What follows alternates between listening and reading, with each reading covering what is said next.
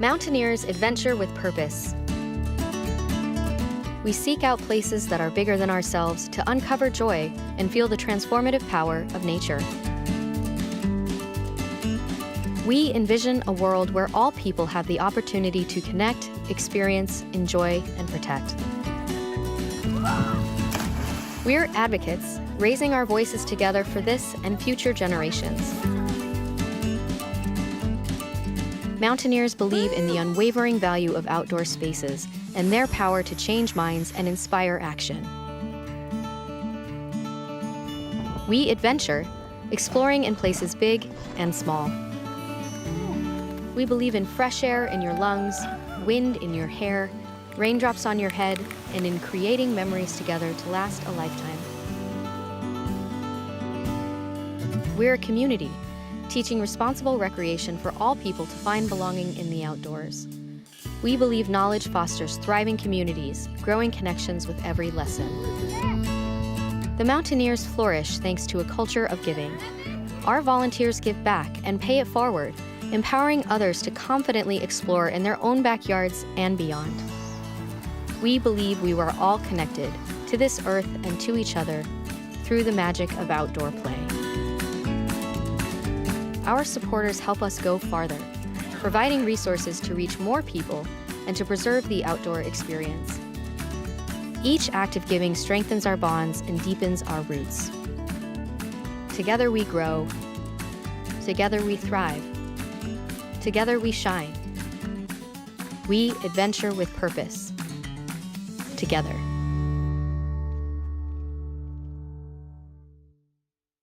Well, hello to our friends watching from home. Hello to our friends here. Please welcome the immediate past president of the Mountaineers. Make some noise for Vic Sani, everyone.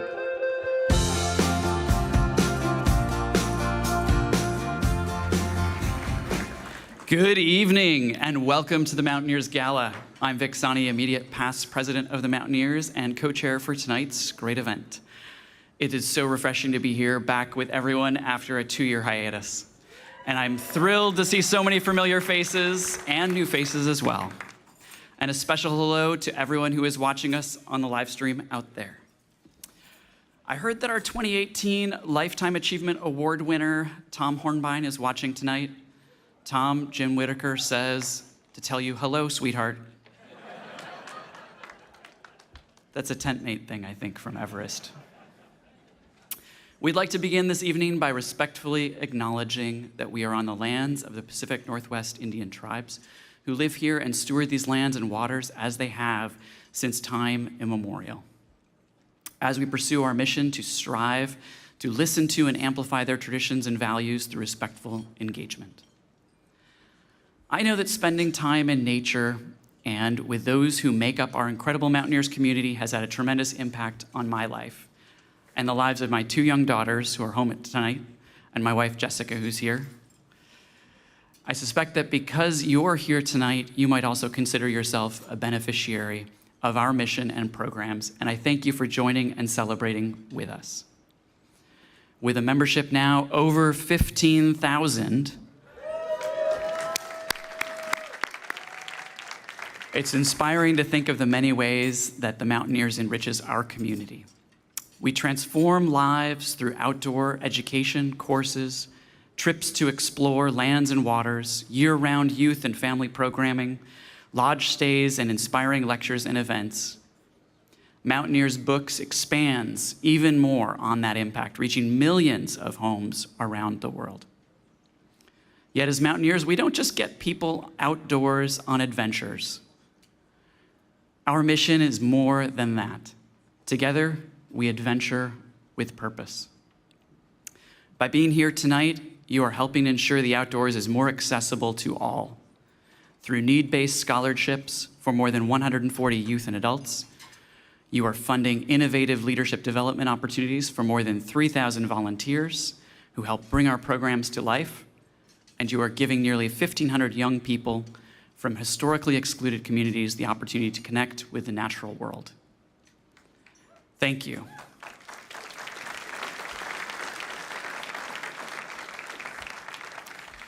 You're also nurturing our conservation and publishing efforts so that new adventurers can join us in enjoying and protecting the outdoor places we love.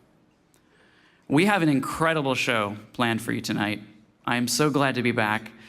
We are thrilled to honor Dianne Roberts with a Lifetime Achievement Award.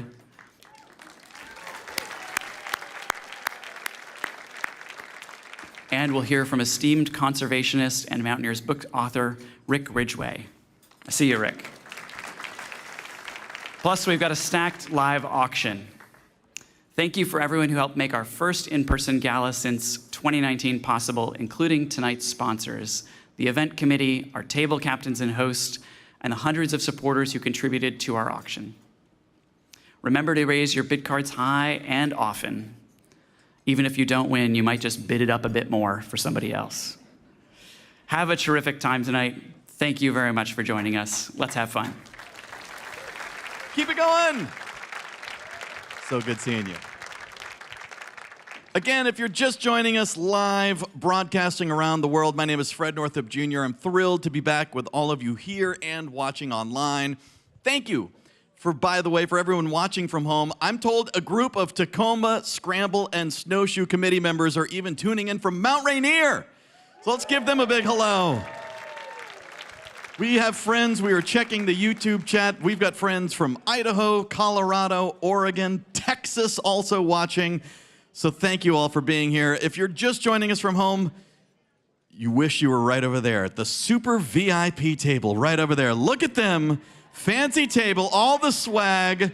That's right, if you're jealous of their dedicated cocktail servers, boy, you're in for a super night. So, by the way, I'm curious, who was here for their very first Mountaineers Gala? Who was here? Look at all the new people. How about a big round of applause for our new friends? Listen, you're not here for your first gala, but if you're here for your first Mountaineers Gala, I'm telling you, you're going to see something you've never seen before. Only in the Pacific Northwest, only at the Mountaineers. It's time for the world-famous Mountaineers' own Tyrolean Traverse. It is back after a hiatus. Now, if you are not a climber, a Tyrolean Traverse is used to move between two rock features commonly used to negotiate rivers or reach a detached pillar, perchance. Tonight, the Traverse, my friends, happens right over your heads. You see the 3 ropes rigged right overhead. Now, if you were at this event in 2019, you remember the epic Battle of the Board. This year, you can see up on the big screen, we have teens from MAC, the Mountaineers Adventure Club, ready for tonight's big MAC battle. They have been training all season. They are ready to race their hearts out. We will get to cheer them on shortly, but if you're keeping score, you can see up there, there's Blake. Blake is in red. He's racing to lead innovation in outdoor education. He wants to support volunteers as they share their love of the outdoors. Meanwhile, in the middle, you can see Ryan in blue. She's racing to engage future Mountaineers. Ryan wants to connect more people to the outdoors. Meanwhile, on the far right, you see Noah. Noah is in green tonight. He's racing for advocate for wild places. He wants to empower all of us to use our voices to protect public lands. But, my friends, that's not a proper introduction. We need a big introduction. Are you ready to meet tonight's climbers? All right. Coming from the back, in red, it's the one and only Blake Bunsman. Blake is a junior at Garfield High School, a lifelong explorer of the outdoors. Blake first got into rock climbing as a middle schooler, and now he's leading trad routes in the Alpine. Last summer, Blake stood on top of Vesper Peak. He is here tonight to show you what he's got. Please make some noise for Blake Buntsman. Blake racing to lead innovation in outdoor education. Thank you, Blake. You may go get ready. Up next in blue, it's the one and only Ryan Connolly. She is a junior from my neck of the woods at West Seattle High School. Avid downhill skier, big-time bagpiper, backpacker. She is really, a bagpiper would be impressive, but a backpack makes much more sense. She's really grown as a climber during her time in the Mountaineers Adventure Club. She even leads 510B routes in the Alpine. When she's not out climbing, you might find her swimming in an alpine lake. She's ready to out-climb the competition. Mountaineers, once again, it's Ryan Connolly here. And tonight, Ryan is racing to engage future Mountaineers. So head on back, get all hooked in. Last but not least, in green, it's Noah Grifferton. Noah's a senior at Bothell High School. Noah's a passionate person about mountaineering. He has stood safety first. He has stood on the summit of Mount Baker. He has climbed to the top of Liberty Bell. He loves teaching others the mountaineering skills that he learned because of Mac. And he's ready to teach his competitors a thing or two as well. Is that right? All right, please make some noise for Noah Grifferton, everyone. Noah, you can head to the back. Tonight, Noah's racing to advocate for wild places. So thank you, Noah. Give it up again for all of your racers. All right, while they gear up for the race, it is now time for you to show your support for one or all three. But of course, this race is too big for me to call all by myself. So to help me on stage, please welcome your MC for the night, Tiernan Madorno, everybody. Hey, Tiernan. Hey, Fred. Are you ready? Oh, I'm so ready. Hello, everybody, and thank you for having me here. This is also my first Mountaineer Gala. I'm feeling it. Pacific Northwesterner. Yeah, here we are, people. You know what else, Fred? Now's the time when we can put those donation tickets to use. Let's do it. That's right. So look inside your registration packet, and you will find 20 donation tickets with your bid number on them. It's time to donate to the Traverse. So again, each climber is racing for their adventure purpose, Tiernan. There it is. All right, the winner of the race, they collect the whole pot of donations for their cause. You can donate as many times as you want, and you can donate for every single racer if you love all three. Donate to all three. Let's make it happen, folks. Why not? And remember, every $25 donation you give tonight supports the Mountaineers and their efforts to get people outdoors safely and inspire them to protect our wild places. The more generous you are, the more funds to support your cause. You heard the accomplishments of all the climbers. It's fair to say that this race is anybody's game, y'all. That's right. So we're doing a final sweep. You can see the bags that are being held. There's one different colored bag for each racer. All right, so we're doing the final sweep. We've got a fun surprise, by the way. Once the race is over, Governor Dan Evans will pull one donation ticket from the winner's racing bag, and we'll deliver a special surprise to your table. I want that surprise. Ooh. And we will crown you and your table mates as Tyrolean champions. We'll put a little flair to your cocktail wear and your bid cards. We're going to jazz it up. Add a little flair. Add a little flair. So again, our team of spotters, they're walking around. They've got the red bag, the blue bag, the green bag. Take your tickets and flag them down. Say, hey, I want to make a $25 donation towards Blake or towards Ryan or towards Noah. I want to donate all 20. I'll you take can do it. that. I know. I hear. Was there a bagpiper in the house? Did I hear Yeah, there's a that? bagpiper and a bagpipe. I don't even know. It's going to be a good race. While you turn into your tickets, let's remember who is racing for what. Blake in red is racing for lead innovation in outdoor education. He wants to bolster support for volunteers. Wave your bid card if you'd like to donate to support Blake and volunteer leaders. Wave them high, y'all. Our volunteers are coming around now. You can drop in one ticket for $25 or all your 20 tickets for a grand total of $500. It's up to you. Drop your donation cards in your spotter's red bag. Meanwhile, Ryan in blue, and she's racing to engage future mountaineers. She wants to inspire the next generation of outdoor lovers. So again, wave your hand, wave your cards if you want to donate to support Ryan and the next generation. Just wave them high. We've got our spotters all around. Again, you can drop in one ticket for $25 or put all 20 tickets in. It's a $500 donation. Drop your donation cards now in your spotter's blue bag if you're repping Ryan Connolly. There it is. And last and certainly not least, Noah is in green, and he is racing to advocate for wild places. He wants to create a community of powerful voices for our public lands. Raise your paddle if you'd like to donate to support Noah and our wild places. Wave them high. You heard it once. We're going to give it to you one more time. $25 for one or all 20 for a grand total of $500. It's up to you. Drop your donation cards. Do it now. All right, where is Vic, by the way? Vic, where'd you go? Vic Sani. I don't know. I see a hand. I see a... Looking for... Oh, way down there. There's Vic.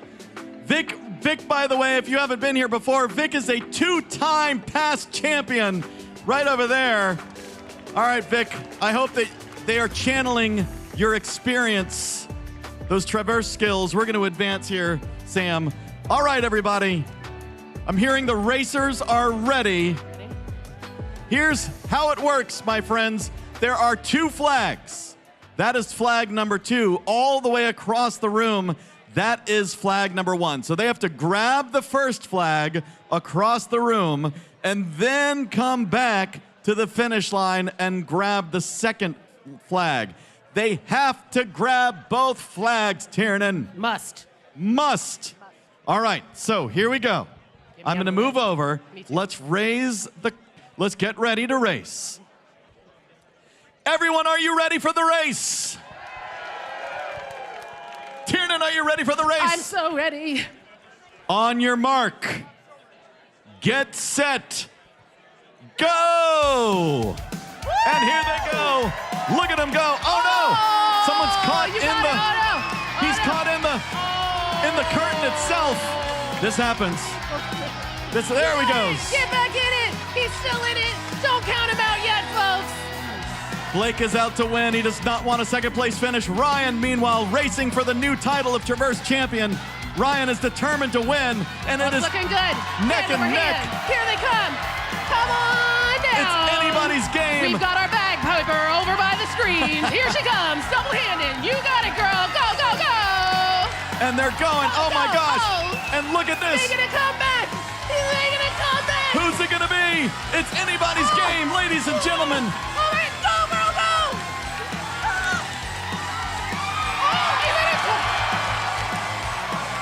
I think it was a tie.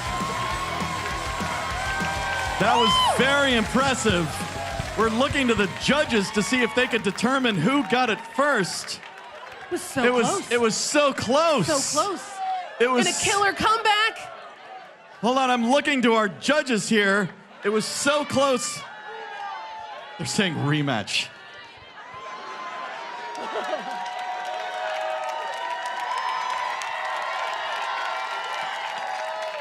The judges are saying they believe it. Do you agree? You're saying it's a tie. The audience is. I don't know the audience agree. You're saying you think it was Ryan? They're saying Ryan, ladies and gentlemen, Ryan Connolly is your champion, engaging future Mountaineers. That's how you know it's real. It's up on the big wall. That was very impressive. Make some noise again for Ryan Connolly. That was amazing. All right, meanwhile, who's coming out to the stage right here? Oh my goodness. Ladies and gentlemen, please welcome Governor Dan Evans to the stage. Let's see who's about to bedazzle their bid cards before the live auction kicks off. All right, so Governor, you're in charge of drawing our bedazzled ticket here. He says he's apologizing to the whole bunch of losers that he's about to create. Let's spin it over. Bidder 126. Bidder 126. Where are you? Hold up your bid card, number 126. There you are in the very back. Congratulations. We are going to come to your table shortly. Now, before Governor Dan Evans leaves, we have something we need to take care of. There was this global pandemic. I don't know if you heard about it. You heard about that. I did. If you can remember, all the way back, we planned this 2020 gala. Governor Dan here was supposed to receive his Lifetime Achievement Award on this very stage, but needless to say, 2020 changed all of us and changed all of our plans. So let's say it again. Dan, on behalf of the Mountaineers, thank you for your decades of service protecting public lands. Thank you for all that you've done.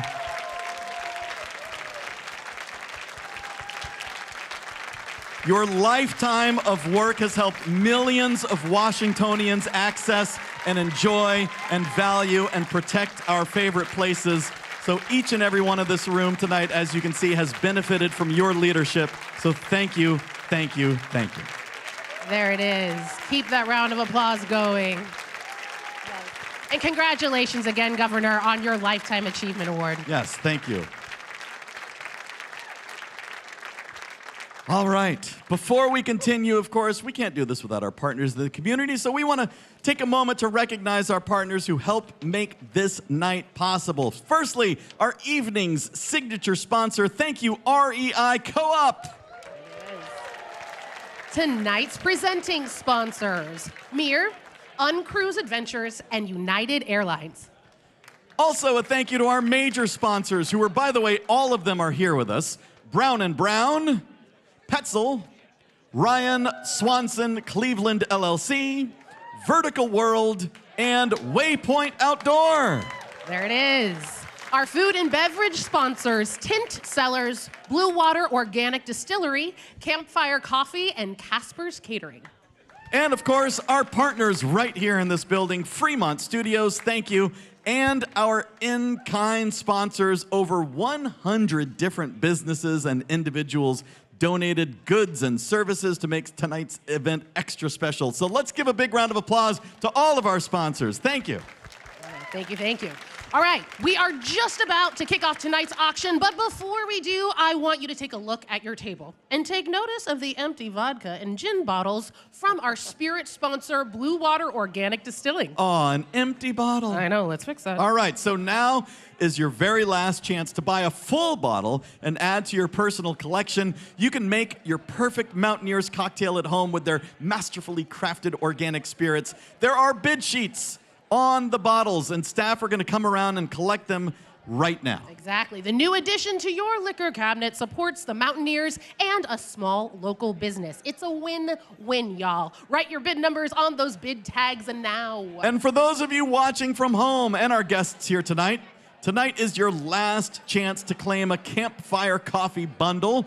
They are proud to roast their coffee beans over an actual campfire. I want some of that. Isn't that so cool? It is. Only 25, and your bundles will be shipped directly to your house. See package number 106 on the online bidding site. All right, everyone, it is time to begin our world-famous Mountaineers live auction. Again, find your blue bid cards. Make sure it has your bid number, your name. You don't want to accidentally spend someone else's money. You know. Maybe. Don't do that. Maybe. People here in the room, again, put your phones away. You only need your bid card. Now, for those of you watching from home, grab a device. I love watching on one screen and using a second screen to bid.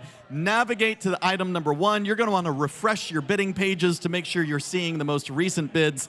At-home bidders, make sure you set a maximum bid on the live item that you want to win. It's easy. Just click the button that says Bid More, set your max bid, and then click the Set Max Bid button. That way it'll automatically bid for you each time you're outbid. Because if you're watching from home, you're a few seconds delayed, but your phone is always live. So here's how it works. When the bidding stops online, and when the bidding slows down, stops in the room, we're going to close the items, Tiernan. There's not going to be some long, drag-out business. Cool. Because we got people watching at home. So at-home bidders, remember, set a maximum bid on the items you want to win. Are you ready?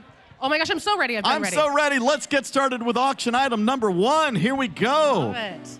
All right. Prayer Flags over Contega. Rare 24 by 36 print from Dianne Roberts. In 1963, Jim Whittaker became the first American to stand on the summit of Everest. In 2003, the Whittaker family, including tonight's Lifetime Achievement Award winner, Dianne Roberts, traveled back to celebrate the 40th anniversary of Jim's historic achievement.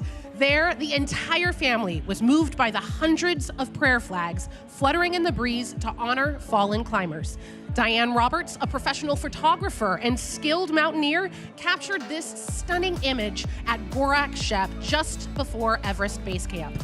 This print has never been featured in a Mountaineers auction before. In fact, only 2 people in the world own this exact print, and that's Dianne and Jim. Take home a piece of history, folks. You'll also get a set of never-before-shared photos from the family trek. Folks, this is truly a one-of-a-kind deal. Yeah, can we give a big round of applause for Dianne Roberts, Jim Whittaker, Joss Whittaker, Leif Whittaker. Here it is. Not only do you get this extremely rare photograph, you become the 3rd person in the world with it. Not only do you get this rare photograph, but Dianne, Jim, Joss, and Leif, they're all here. They've agreed to pose for a photo and do a meet and greet after the gala wraps. So how cool is that? Oh my gosh, I love it. So very cool. All right. So with that, hey, can you... Yeah. Yes, here I come. There we go. Start me off at $1,000. Now, $1,000 is where we're going to start this off on this rare print. Who's going to support the Mountaineers? $1,000 is bid right there. Now, $1,250. I've got $1,000 bid here in the room. Got to be $1,250. Leave the iPad. $1,250. I got $1,000 bid right here in the room. Now, $1,250 on this rare photograph. Now, I know we've been out of practice for a couple years. We got to remember how to warm up our arm muscles. There we go. Thank you so much. Such support. Yes, thank you. So $1,000 is bid right here. Got to be $1,250. Again, only a few people in the world have this, and you will be one of them. $1,250 takes the lead right there. Now $1,500. $1,500. I got $1,250 in the lead. $1,500 in the back center. Thank you. Now $1,750. I've got $1,500 bid on here in the room. $1,500 bid in the room. Got to be $1,750. $1,750. Online, you've been outbid. Kurt, it's your turn. Remember, Kurt, set a maximum bid. I've got $1,500 bid in the room, asking $1,750. $1,750. Again, I've got $1,500 bid. $1,750 is bid online. Now you've got to be $2,000. Kurt took the lead online. Now got to be $2,000. I assume this is a mountaineer watching from K2 or Everest or somewhere. $1,750. Kurt, you are in the lead. Thank you. Now you've got to be $2,000 here in the room. $2,000, my friends. Who's going to outbid Kurt bidding from afar? Everyone in this room, you're outbid. $1,750 in the lead online. Got to be $2,000 for this rare print. Here it is. Don't let this slip away. You can't buy this tomorrow. $2,000 going once. Again, I've got $1,750 in the lead online. Everyone in here, you're outbid. Got to be $2,000 going twice. Last chance, everyone, to take home this rare print and have the meet and greet. Last chance at $2,000. Sold online. Kurt, you got it. $1,750. Kurt Simonson, you are our winner. All right. Let's move on to auction item number 2. Yes, let's, Fred. Auction item number 2, a 4-night beachfront Maui getaway, y'all. Enjoy a 4-night stay on the sunny island of Maui, Hawaii. The stunning oceanfront condo has a fully equipped kitchen, 3 bedrooms, and 2.5 baths. You can bring up to 8 people. In the summer, swim with the sea turtles just steps from your back door, or enjoy whale watching from your porch in the winter. And guess what else? There is no blackout date on this one, folks. A holiday trip to Maui, anybody? I think that sure sounds nice. Ortlieb is providing a pack for your day trips to the beach and a duffel to get you to the island, with 2 pairs of sunglasses from my friends at Ombras and your new Mountaineers Books title. You'll be ready to soak up all that sunshine. Now, this is a brand new package. If you want to see all the photos, look on the big wall. Big thank you to board member Bryn and Ryan Kozienski, who are here with us. And of course, Ombrands, Ortlieb, and Mountaineers Books Ortlieb. There it is. There we go. All right, so with that, who's ready to start us off? Start me off at $2,000, and you will be taking those pictures yourself. $2,000 right up front. Now $2,250 is bid behind you. Now $2,500. $2,500 in the back corner. Now $2,750 is bid here. $3,000 has been in the back. $3,250 in front of you. Now, do you want to go $3,500? $3,500 on the back left. $3,500 bid in the back left here. Now $3,750 takes it away. You've got to be $4,000. Do you want to go $4,000? $4,000 is bid right there. Now $4,250. $4,250 on the far left. Now $4,500. You're both out. $4,500 at the same table. I love it. We're raising money for the Mountaineers. Do you want to outbid your friend at $4,750 is bid? She says, I do. Now $5,000. $5,000 here on the right. Now $5,250. $5,250. You're both out. $5,000 right now. He's in paradise. $5,250 takes the lead. Now $5,500. $5,500. Now it's your turn. At $5,500. Look at that site behind you. It almost looks like you're there. $5,500. I've got $5,250 in the lead here in the room. I'm not seeing any bidding online. It's your turn at $5,500 going once. $5,500, and there's a new sheriff in town. Look at that, Tiernan. $5,500 takes the lead. Now $5,750. You almost had it. It was almost you on the beach. Beachfront Maui getaway. $5,750 going once. $5,750 going twice. Last chance. Do you want to bid one more time at $5,750? Thank you. Sold $5,500. You got it. What's your bid number back there at $5,500? Hold that bid card. It is number 405. Number 405. And let's move on to auction item number 3. You got it, Fred. Auction item number 3 is ice climbing with Steve Swenson in Canmore, Alberta. Spend 5 nights at Steve Swenson's winter home in Canmore. A veteran climber with an ascent of K2 and a solo ascent of the North Ridge of Everest. Steve will spend 2 days ice climbing with you and a partner. He will take you to all of his favorite spots, and when you aren't climbing with Steve, you can enjoy 2 days of guided ice climbing with Canadian Rockies alpine guides. That sounds like a pretty good deal, y'all. Get to know Steve and his wife, Anne, over a home-cooked meal after a day of climbing. Plus, Bring your love of the mountains home with a print of Linksar in the help me out with this one. Karakoram. Karakoram is what I meant. Signed by 2019 First Ascent team members Steve Swenson, Mark Ritchie, Graham Zimmerman, and Chris Wright. To outfit your climb, Pretzel, there it is. Help me out is hooking you up with crampons, ice axes, and a rope. Steve Swenson is an accomplished alpinist and two-time recipient of the prestigious Piole d'Or.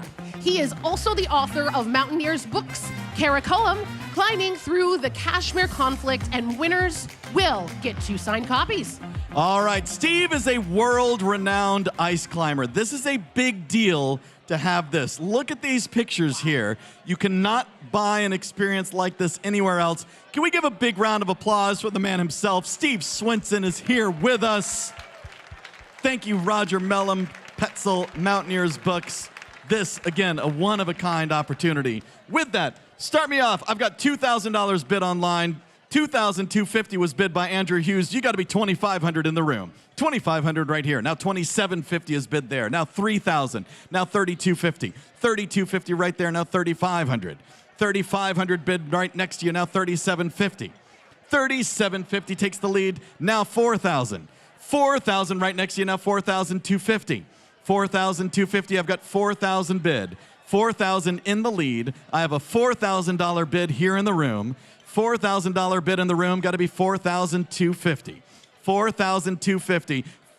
$4,250 is bid online. You've got to be $4,500. $4,500 is bid here in the room. Andrew, you got outbid. Set your maximum bid. I've got $4,500 bid in the room. Got to be $4,750 is bid right here. $4,750 bid in the room. Now $5,000. Up $4,750. We've got a tie. 47. Will you go to $5,000? $5,000 is bid there. $5,000 takes the lead.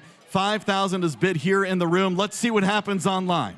$5,000 bid in the room. Got to be $5,250. Now, Andrew Hughes, my friends, click the button that says bid more and set a max bid. Andrew Hughes takes the lead at $5,250. Now, got to be $5,500.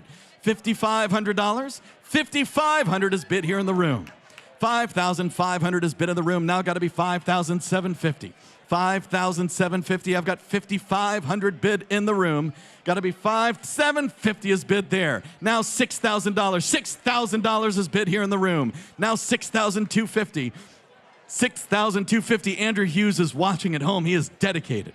$6,000 bid in the room. Got to be $6,250. We're watching here to see if it happens. $6,000, or is Andrew tapping out? This is the hard thing with at-home bidders. You don't know. Never do. You don't know? Now we do. Andrew takes the lead at $6,250. Now $6,500 is bid here in the room. $6,500 is bid in the room. Now got to be $6,750. Will Andrew come back? $6,750, $6,500 in the lead. Everyone else jump in when you're ready. $6,500 is bid here in the room. We're watching our online bidders here at the screen at our feet. Andrew Hughes in a heated battle, and he takes the lead. Now $7,000. $7,000 is bid again in the room. $7,000 takes the lead. Will Andrew tap out? Look at these pictures while we're waiting to see if Andrew's back in. $7,000 in the lead here in the room. Look at that picture. Can you believe that, Tiernan? I hardly at all. It is so incredible. $7,000 is in the lead. Steve Swenson here watching this excitement. Oh, there he is. $7,250 takes the lead. Now $7,500. Back to you, my friend, at $7,500 is bid. $7,500 here. It's Mountaineer versus Mountaineer. $7,500 is bid in the room. Now $7,750. Will it happen? Will Andrew jump back in one more time at $7,750? $7,750. Come on, greater giving. $7,750 is what we're waiting to see if it happens. $7,750. We got $7,500 in the room. $7,750. It looks like it could be slowing down online. This is when we need Andrew to just text us. We need Andrew to be like, I'm grabbing another beer. I'm done. $7,750 is bid. Now $8,000. $8,000. $8,000 is bid here in the room. $8,000 takes the lead again. $8,000. Now remember, Andrew, click the button that says bid more and set a max bid. Or Andrew, if you're willing to spend $9,000 or $10,000, you can click bid more and you can just jump the bid. In it to win it. A show of force. You can jump the bid all the way up to $10,000 if you'd like. So right now we've got $8,000 in the lead here in the room, waiting to see if Andrew Hughes jumps back in or if he is done. $8,000 in the lead.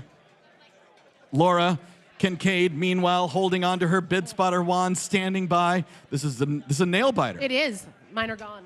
This is this is what it's like to have at home. This is our first ever true hybrid auction. You can see right now, Andrew Hughes says, you know what, I'll bid one more time.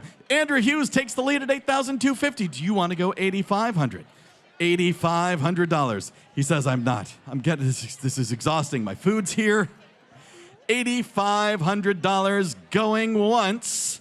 Lead bid is Andrew Hughes online. Got to be $8,500 going twice.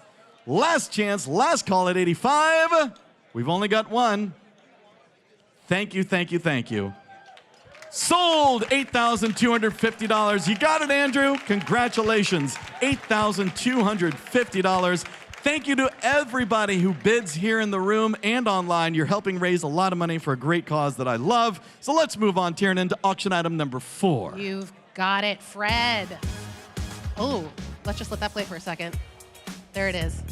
Auction item number 4, drawn to high places. Nikki Frumkin, original painting commission. Here is your chance to own an original commissioned piece of art from acclaimed artist Nikki Frumkin. Bring the beauty of the Pacific Northwest into your home. Nikki is a talented artist, alpinist, and mountaineer based in Seattle. She is featured in exhibits across the country, as well as by brands like Outdoor Research and Merrill. Here's what's so cool about this one, y'all. Yes. You get to work with Nikki to identify a place, peak, or activity that has special meaning just to you. She will blend your vision, landscape, and memories with vibrant colors and add details to bring your personal memories to life. I love that. So you are not buying this. This is just a sample of her incredible work. I love that. This is a sample of her work. Nikki, this is very rare. Nikki very rarely offers commissions. This may be your only chance to work directly with the artist to actually, again, I love that you get to pick a place that is near and dear to your heart. So special thank you to Nikki Frumkin, to Dave and Hope Maltz, who are here with us tonight. Thank you so much. All right. How cool is this? You get to pick the place that you love and work with the artist herself. Work with Nikki. I want it. All right, it's a $5,000 value. Who'll start me off half price at $2,500? And you get to pick the place. $2,500 is bid in the very back. Got to be $2,750. $2,750 right up here in front of me. Thank you. Now $3,000. $3,000. I've got $2,750 bid in the room. $3,000 in the very back. Thank you. Now $3,250. $3,250 is bid here. Thank you. Now $3,500. I've got $3,250 bid. Now $3,500 is in the middle. Got to be $3,750 is bid. Do you want to go $4,000 in the very back? $4,000 is bid in the very, very back. $4,000 in the back row takes the lead. Now $4,250. Remember, you get to work with the artist on the place that you love. $4,000 bid in the very back. Got to be $4,250. $4,250 also in the back. Thank you. Now $4,500. Thank you, spotters. Now got to be $4,500. $4,250 takes the lead. Now $4,500. $4,250 in the very back. Got to be $4,500. $4,500 for your own personal commission. This is what fancy people do. It's true. It's one of a kind. The commissions are rare. $4,250 is bid, asking $4,500. Again, I've got $4,250 in the very back. Got to be $4,500, my friends. $4,500 going once. I've got $4,250 in the very back. Last chance to work directly with Nikki, the artist. $4,500 going twice. Last chance at $4,500. Sold in the back, $4,250. You got it. Hold up that bid card so I can see it. Let me come back there. That is, what is that? 388. Thank you so much. Number 388. 888 takes that bid. Congratulations at $4,250. Now, What about that other painting? wait, where'd that painting go? Where'd that painting go? Can we bring the painting back on stage? We're getting word that we can sell the painting that was just on the stage. Yes, please. Let's do it. Nikki Frumpkin says, sure, you can sell my painting. So look, here it is right here. Now this, is at least a $4,000 value. So let's just start it right there. We were told we could sell this painting. Who'll start me off at $4,000 on the painting on stage? $4,000 is bid right there. Now $4,250. $4,250. People at home, sorry, you don't get to bid. This is just for the people in the room. I've got $4,000 in the lead. Does anyone want to advance to $4,250? Because we're going to sell this painting right here. $4,250 going once. 4,000's in the lead. Got to be $4,250 going twice. Last chance at $4,250. I love it. Sold $4,000, number 275 at $4,000, number 275. I love that. Same. Just a local quick- artist, local just- vibe. I'm here for Yeah, it. just quick 4,000. Why not? Why not? Let's Why do not? All right, let's move on, Tieran, into auction item number 5. Here we Right. go. You got it. Auction item number 5, private dinner party with Rick Ridgeway. Buy an experience. We have only 8 spots for this dinner, folks, and it is tomorrow night. So listen up. Rick Ridgeway is a world-renowned climber and our guest of honor tonight. He's sticking around an extra day just for this and will be attending a private dinner, and you're invited. He was on the climbing team who were the first Americans to summit K2. He also spent 15 years leading environmental affairs and public engagement at Patagonia. He is a legend, people. Rick is also Mountaineers Books author. Each dinner party guest will receive a copy of his book, The Last Step, to get personally signed however you want. Plus, a special postcard signed in 1978 by the entire 1978 K2 expedition team. You cannot get this anywhere else, folks. This package is a buy-in opportunity to join Rick tomorrow night. Right, because Rick's in town. Yes, right now. Right it's now. happening. This is hot for a catered dinner at a beautiful waterfront home. Dinner is provided by Down to Earth Cuisine, a local chef service focused on environmental sustainability. You know we love that. Enjoy a 4-course menu of seasonal delicacies with Pacific Northwest flair, like seared scallops and pan-roasted sockeye salmon. I'm hungry, Fred. Yeah, I know. This is absolutely, you're right. This is an opportunity. A legend is in town. We checked all of your calendars. You've got nothing going on tomorrow night. No one does. Wide open. So can we give a big round of applause to Rick Ridgeway, to Steve and Colleen McClure for opening up their home. Incredible. Mountaineers Books. All right, so here's what we'll do. Let's see, maybe we've only got 8 spots, right? True. That is it. True facts. So how about this? So that's 4 couples. So how about if we sell the spots? Raise your bid card if you would buy a spot for tomorrow night's exclusive dinner. Again, it's just 8 people. Intimate dinner, waterfront home, right on Alki Beach for $1,000 a person. Hold up your bid card if you would do that. I just want to gauge the room. All right, how about this? $500 per person. Hold up your bid card. Again, this is tomorrow night. Tomorrow night, if you'd like to join this distinguished legend private dinner party with Rick Ridgeway. Again, we've only got 8 spots. And if you want 2 spots, hold up, say, hey, I need 2 spots. Or use your other hand and say, I need only 1 spot. Again, this is happening tomorrow night. Tomorrow night. So hold up your bid card if you'd like. And how many spots do you need back there? You've got 2 bid cards. All right, so we're going to sell these right now at $500 per spot. So here we go. Hold up that bid card. Number 324 takes 2. Number 126 and number 125. Thank you. Number 433 takes 1.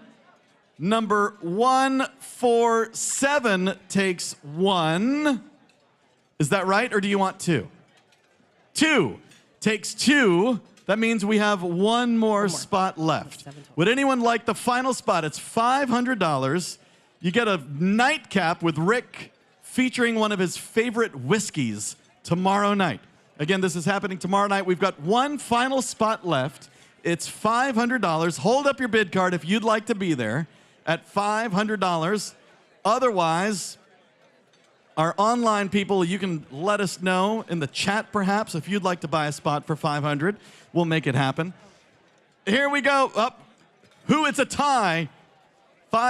You're saying he can have it. Number 288 takes our final spot at $500. And we are sold out. We are sold out. Congratulations. Thank you again, everyone. Have a great evening. And meanwhile, let's talk about item number 6. Here we go. All right, item number 6, 2 United Polaris business class tickets to anywhere in the world United flies. Treat yourself to a bit of luxury with 2 round-trip tickets on United Airlines. These business class tickets will give you ultimate comfort and convenience on your next adventure. You and a friend can fly Polaris business class to anywhere United Airlines flies. That's right, Aruba, New Zealand, Singapore, the French Alps, or how about Cape Cod, Tahiti, or Sydney, Australia? Anywhere, folks. Your wanderlust has been growing for the past 2 years, at least mine has, and now it's time to get out there and treat yourself. Go home today with a copy of Mountaineers Books, titled Walking to the End of the World, to inspire your journey. Did we mention that you can fly to visit a beach, a ski haven, a mountaintop, or even a scuba destination? All Polaris business class. Yeah, this is the life of luxury from lounge to landing. I've been looking at all the Polaris stuff. It is absolutely gorgeous. Epic. The lounges they have, like if you fly into London Heathrow, they've got these gorgeous lounges. World-class food on the plane. Sign me up. This is like a step above first. This Into is it. so luxurious. So big thank you to Barney Harford and Beth Birnbaum, Mountaineers Books. Thank you, United Airlines. Depending on where you're flying, these tickets could be valued at up to $28,000. Okay? So, right now, we've got a top bid online of $4,000. You've got to be $4,250 in the room. $4,250 is bid. Now $4,500 right there. Now $4,750 takes the lead. Now $5,000 behind you. $8,000. $8,000 is bid. I like how you roll. $8,000 takes the lead. Now $8,250. I've got $8,000 bid here in the room. Now $8,250. You can click bid more there. There you go. $8,000 is bid. Now $8,250. $8,250 is bid behind you. Now $8,500. $8,500. I've got $8,250 in the lead. Now $8,500. $8,500. Or do you want to jump high? $8,500 is bid online. Now $8,750. $8,750. So close to traveling in style. $8,750. You deserve it. $8,750. Christian outbid himself. $8,750. Now got to be $9,000. $9,000 is bid in the very back. Now $9,250. Now, Christian, if you want to set a max bid, make sure you click the button that says Set Max Bid. So first you click Bid More, then you scroll to your max bid, then you click the button that says Set Max Bid. All right, we've got $9,000 bid in the very back. Got to be $9,250. $9,000 is bid. In the very back, got to be $9,250. Now remember, if you're bidding at home, set a maximum bid. That way you're always live with us. $9,250 is bid online. Got to be $9,500 in the back. You're out. $9,500. I've got $9,250 online. Got to be $9,500. You're out in the back. Do you want to advance to $9,500? $9,250 is bid. $9,500 is bid in the room. $9,500 is bid in the room. Now online, you've got to be $9,750. $9,750. Again, I got $9,500 here. Got to be $9,750. Got it. Thank you, Christian. Now $10,000. Do you want to jump to $10,000? I'm coming your way. $10,000? $10,000. He says, sure. $10,000 takes the lead. Now $10,250. $10,250. I got $10,000 in the lead. Got to be $10,250. We'll see what Christian does. Come on, Christian. Any predictions? Any predictions, Tierney? You know, I feel like he's going to do it. You feel like Christian's jumping back in? I'm feeling it. $10,000 in the lead here in the room. Got to be $10,250. Going once. $250 is bid. Now $10,500. $10,500. I've got $10,500 is bid in the back of the room. $10,500 in the back center. $10,500 is bid. Now got to be $10,750 online. Now, Christian, if you want, you can jump the bid. You can scroll, you can click bid more, jump the bid to $12,000, $15,000, wherever you're willing to go. Heart's desire. Go for it. $10,500 took the lead. Now got to be $10,750. $10,750. Again, we got $10,500 here in the room. Meanwhile, Christian, who I assume, is bidding from a parachute on his way to a birding capital. Maybe the Wi-Fi's bad. That's how we do There it. he is. $11,000 is bid. $11,000 is bid. Do you want to go $11,500 back there? I've got $11,000 bid here. Do you want to go $11,500? $11,000. Christian said, let's jump up. Let's play with big money. $11,000 in the lead. Do you want to go $11,500 for these incredible tickets from United Airlines? $11,000 is bid. Got to be $11,500 going once. $11,500 is bid here. Now, Christian, will you jump to $12,000? Let's see what he'll do. You can bid $11,750 or $12 or $13 or $14. Christian, the ball is in your court. $11,500 takes the lead here in the room.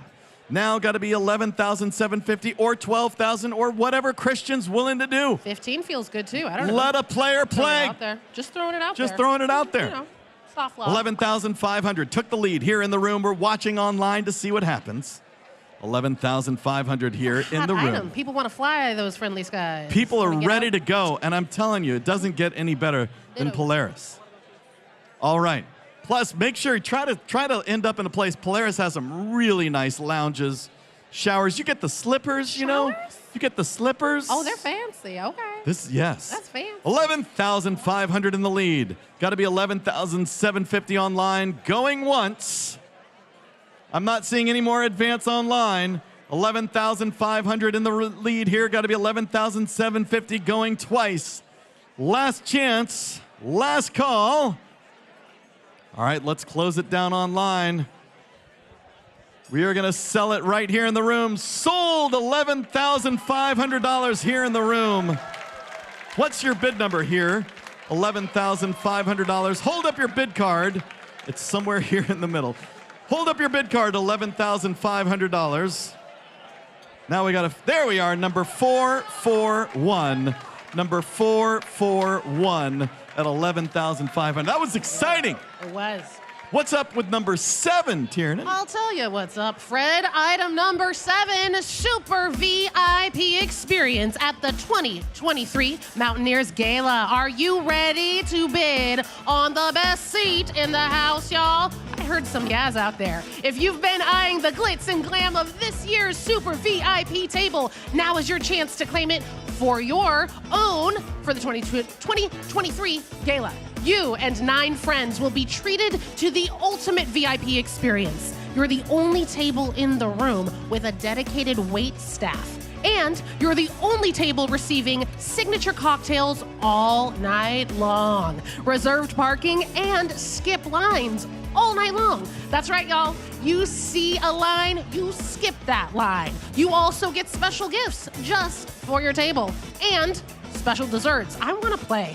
There's a custom s'mores station for this year's Super VIPs. Want a private meet and greet with next year's featured guests? You got it. Want to pick which table in the room is yours for the night? You got first dibs. Who wants to be VIP next year, y'all? Yes, and again, this year's Super VIP table, number 20 over there, table captain Matt Ray, everybody. All right. And again, you can pick whatever table you want. If you want the VIP table to be right up front, you can have the VIP table right up front. If you want to put your VIP table in the very back, why not? Why not? Live a little. It's your VIP table. You get your own servers, you get your own special flair. Gifts. All right, so who wants to be VIP? Start me off at $2,000 for next year's VIP table.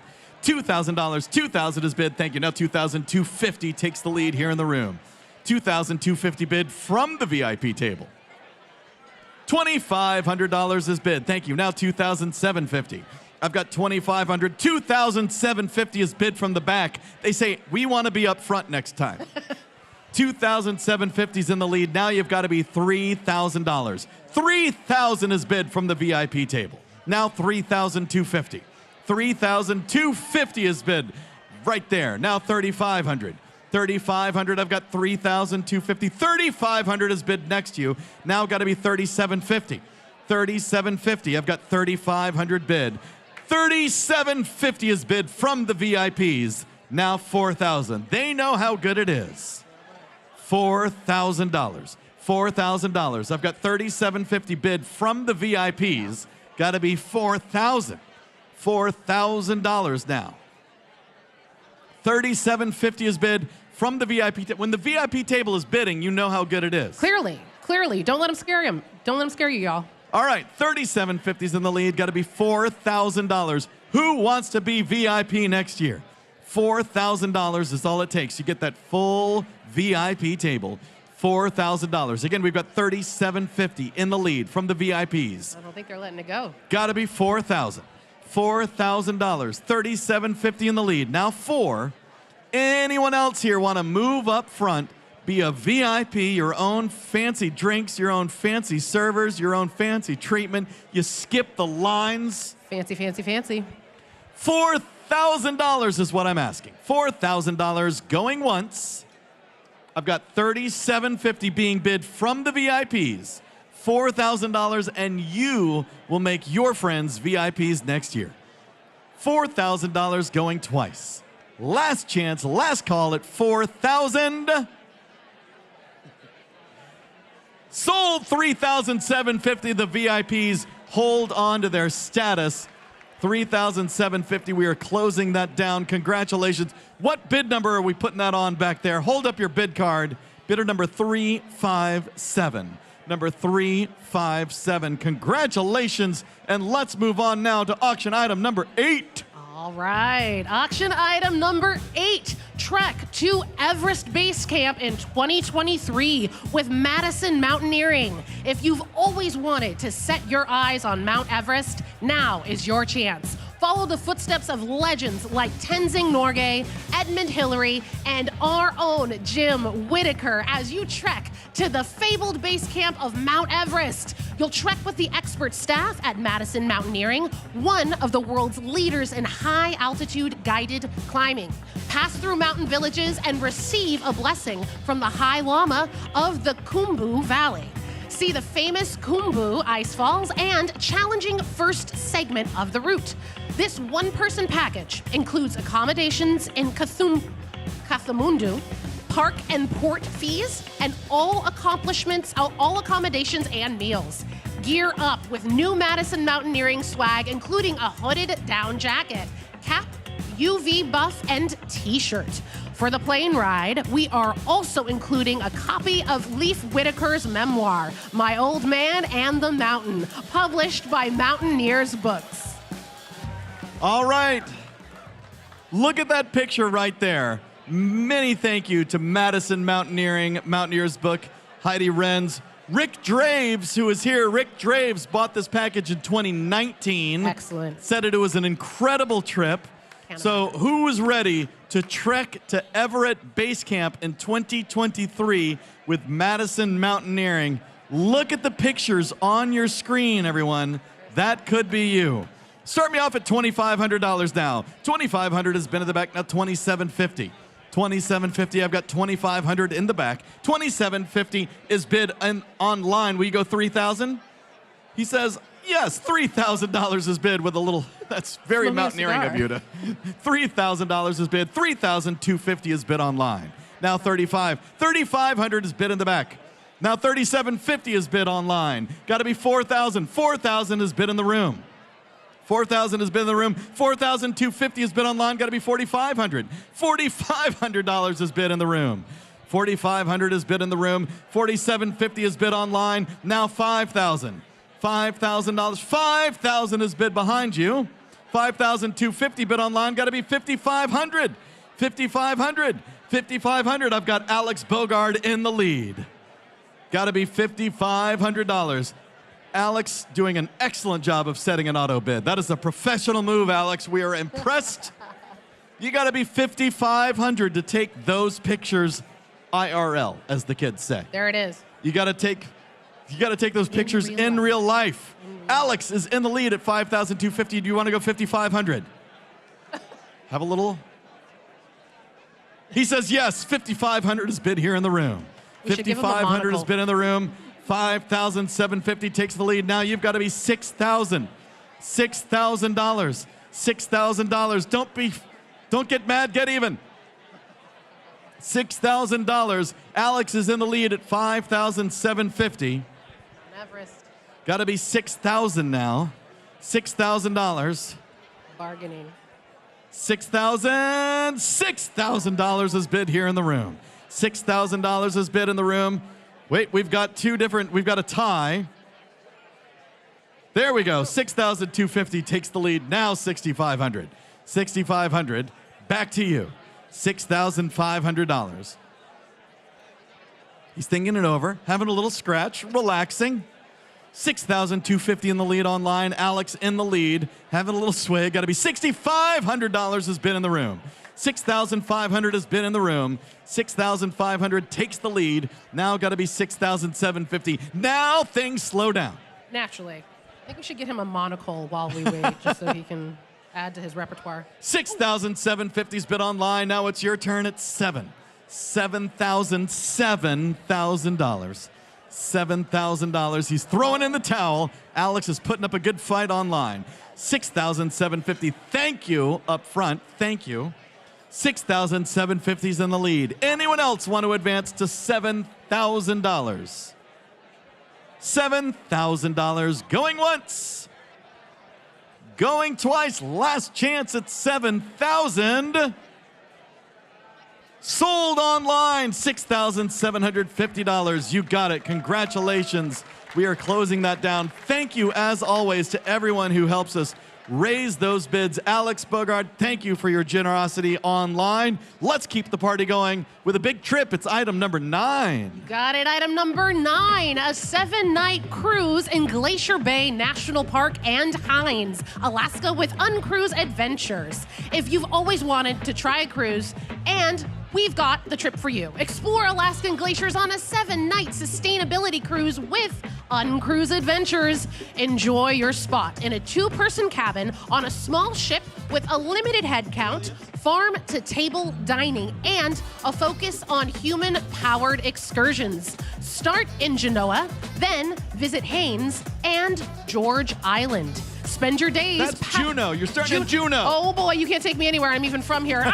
Don't tell on me. Spend your days paddleboarding, hiking, biking, kayaking, skiffing. Is that a thing? Skiffing, whale watching, and brown bear scouting. All of the excursions are included for any uncruise adventure. Pack all of your adventure gear in your new duffel from Gregory. Plus, read through your new Mountaineers books titles as you pass through the icy strait with views of glaciers, seals, and sea lions. What's so cool about these small ships here, they're intimate. They can go places the big ships can't go. But look at that picture. How much fun does that look? Look at the big screen here and look at all those sea kayaks pulled up right there. They're ready. This is small ship cruising at its finest. So thank you to Gregory, Mountaineers Books, Uncruise Adventures. Can we give a big round of applause to Uncruise Adventures? They're a presenting sponsor this year, too.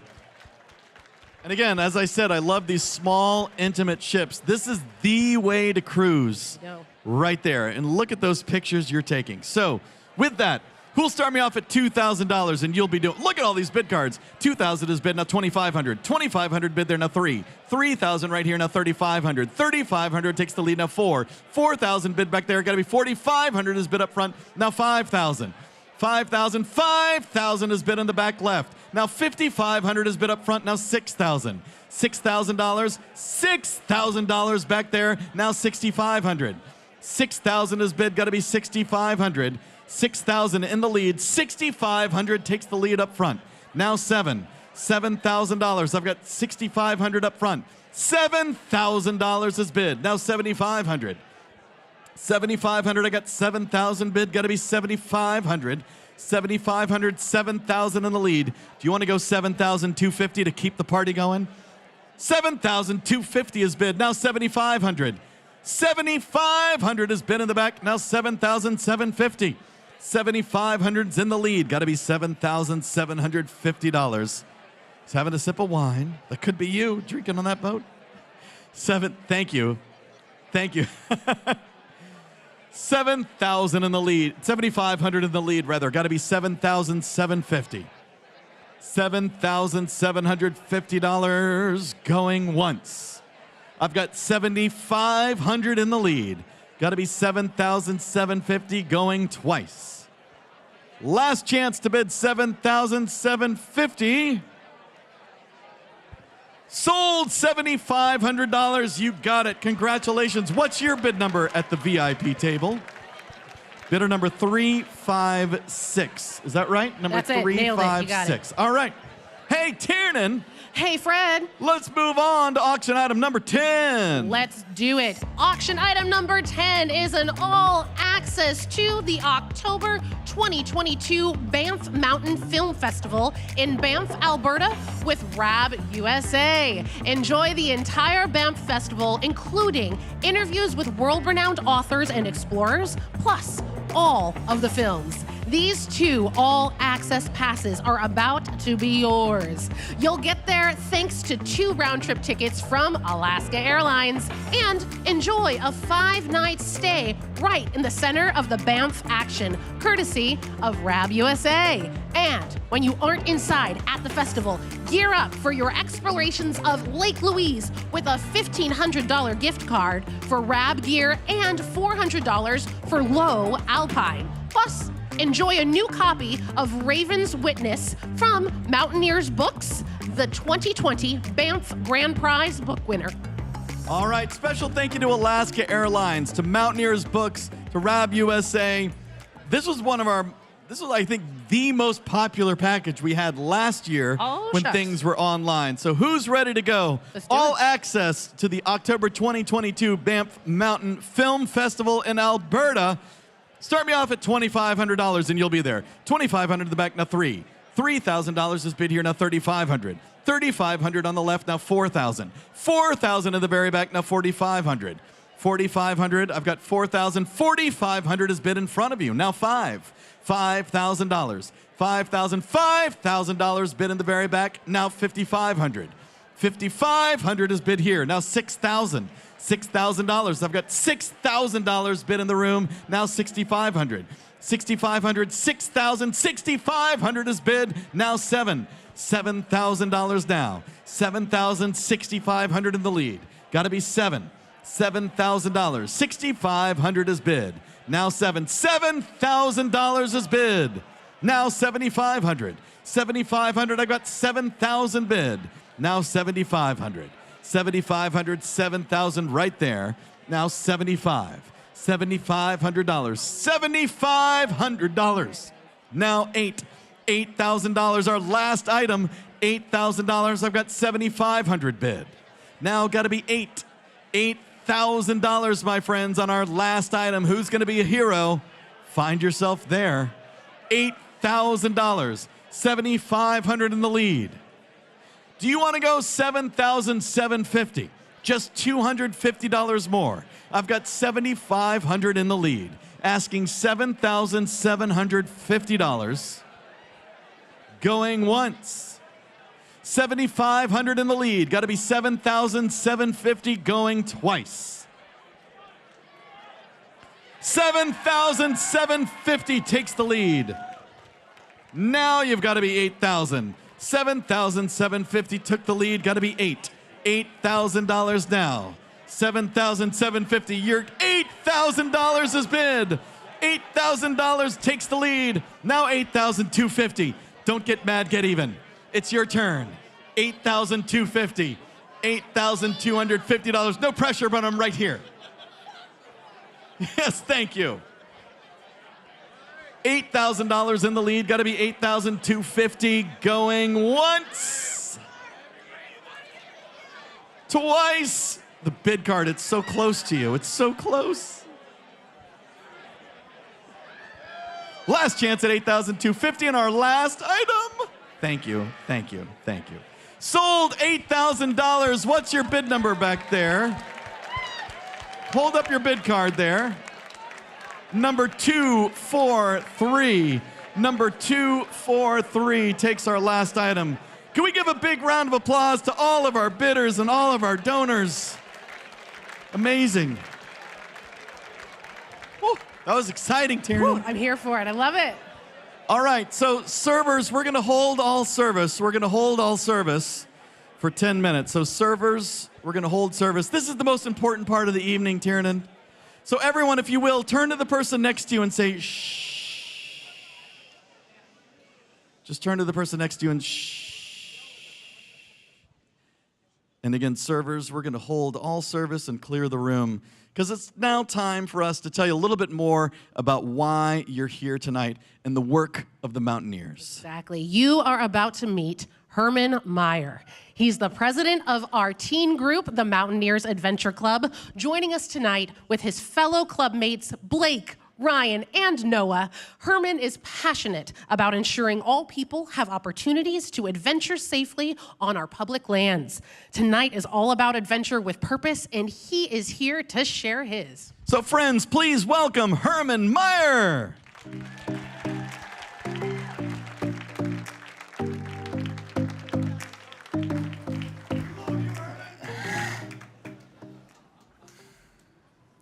Good evening, everyone.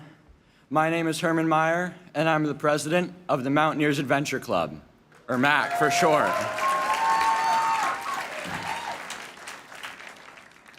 Five years ago, I joined the Mountaineers through the Explorers program to meet more kids who liked adventuring outside. My family was outdoorsy, and I was excited to make friends with other middle school students who shared my interests. The day I realized the importance of community, it was a memorable one. It was my first time rappelling off a route in the Alpine, and I was convinced I couldn't make it down. I had practiced at the program center and knew what to do, but as I peered over the edge, fear took over, and I started to cry. What helped me find my confidence was hearing cheers from my friends below. I took a deep breath and began to slowly make my way down. As soon as I was on the ground safely, I was greeted by high fives and hurrahs from my clubmates. That day, I learned that when you're feeling vulnerable, there's no better remedy than support and encouragement from your community. When I entered high school, I graduated from Explorers and joined MAC. MAC also focuses on community building and safe outdoor exploration, but the program has a strong emphasis on leadership development. We get out on glaciers, we learn to trad climb, and we go on epic backpacking trips. But we also talk about the importance of leave no trace and conservation, and how our generation of mountaineers can make a difference for those who come next. One of my favorite things about being on MAC is being on the leadership team and planning regular skills workshops for our peers. I'm grateful to all the volunteers, parents, and fellow students who've supported my outdoor journey. And I think it's important to instill a culture of giving back and paying it forward among our young group of mountaineers. As I reflected on what I wanted to share with you tonight, I kept coming back to the importance of community. It's less about what you do and more about who you do it with. I met friends here who I never would have known otherwise. People who believe in me, grow with me, and inspire me to give back. People who are growing into leaders like you, who will positively influence the outdoor community and help protect public lands for generations to come. I want to pause here and acknowledge that privilege has played an important role in my ability to access these opportunities.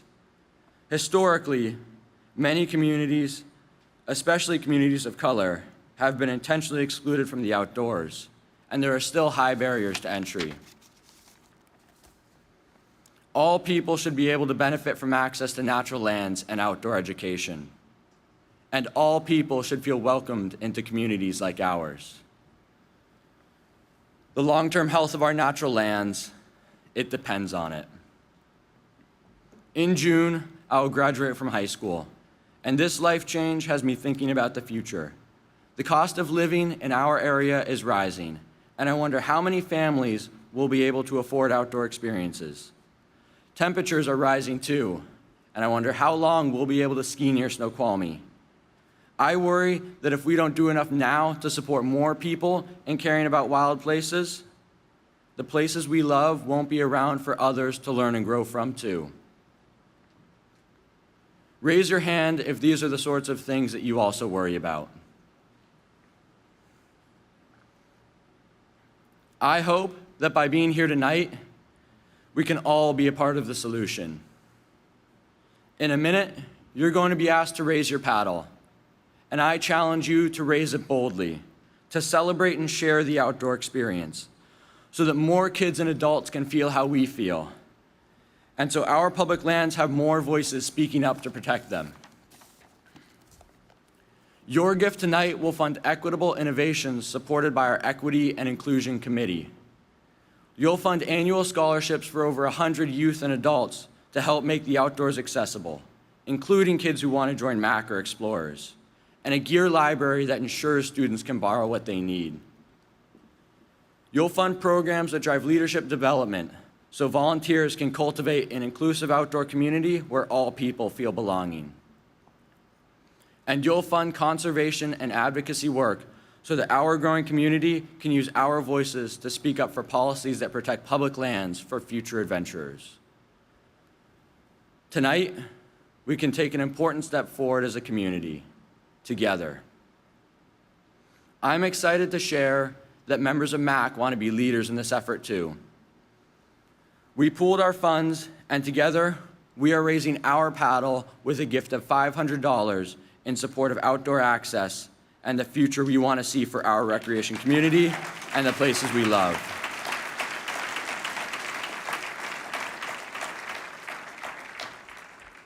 We wish it was more, but it's a start, and we hope you'll help us build on it for ours and future generations. Thank you.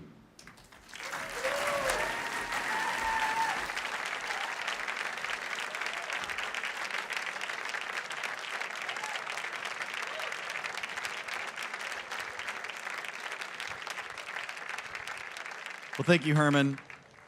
So friends, that's why we're here. Let's dig deep and help Herman and our MAC members build the future that we all want to see for our outdoor community. We're going to start our giving tonight at $15,000. If you can join us at $15,000, as Herman said, raise your paddle boldly and proudly at $15,000. And here we go. Number 166, starting us off. Number 166. That's Rich and Martha Draves, by the way, friends. Thank you for starting us off at $15,000. Anyone else want to join us at $15,000? Hold your paddle proudly. How about a big round of applause for our lead supporters, the Draves? Thank you so much at $15,000. Our next level is $10,000, and starting us off at $10,000, we have a donation from a virtual viewer and board member, John Olson, starting us off at $10,000. Thank you. We know you're watching. Thank you. Who can join John at $10,000? Raise your paddle proudly if you can join us at $10,000. And here we go. Number 360, joining us at $10,000, Tiernan. And also, can we get the house lights up even more if that's possible? I need a spotlight on my forehead. If anyone has, there we go, 328 also joining us at $10,000, number 328. Thank you, Matthew Ray. And number 122 also joining us at $10,000. Thank you, Beth Birnbaum. And Barney Harford. Thank you both. Anyone else at $10,000? How about a big round of applause for our $10,000 supporters?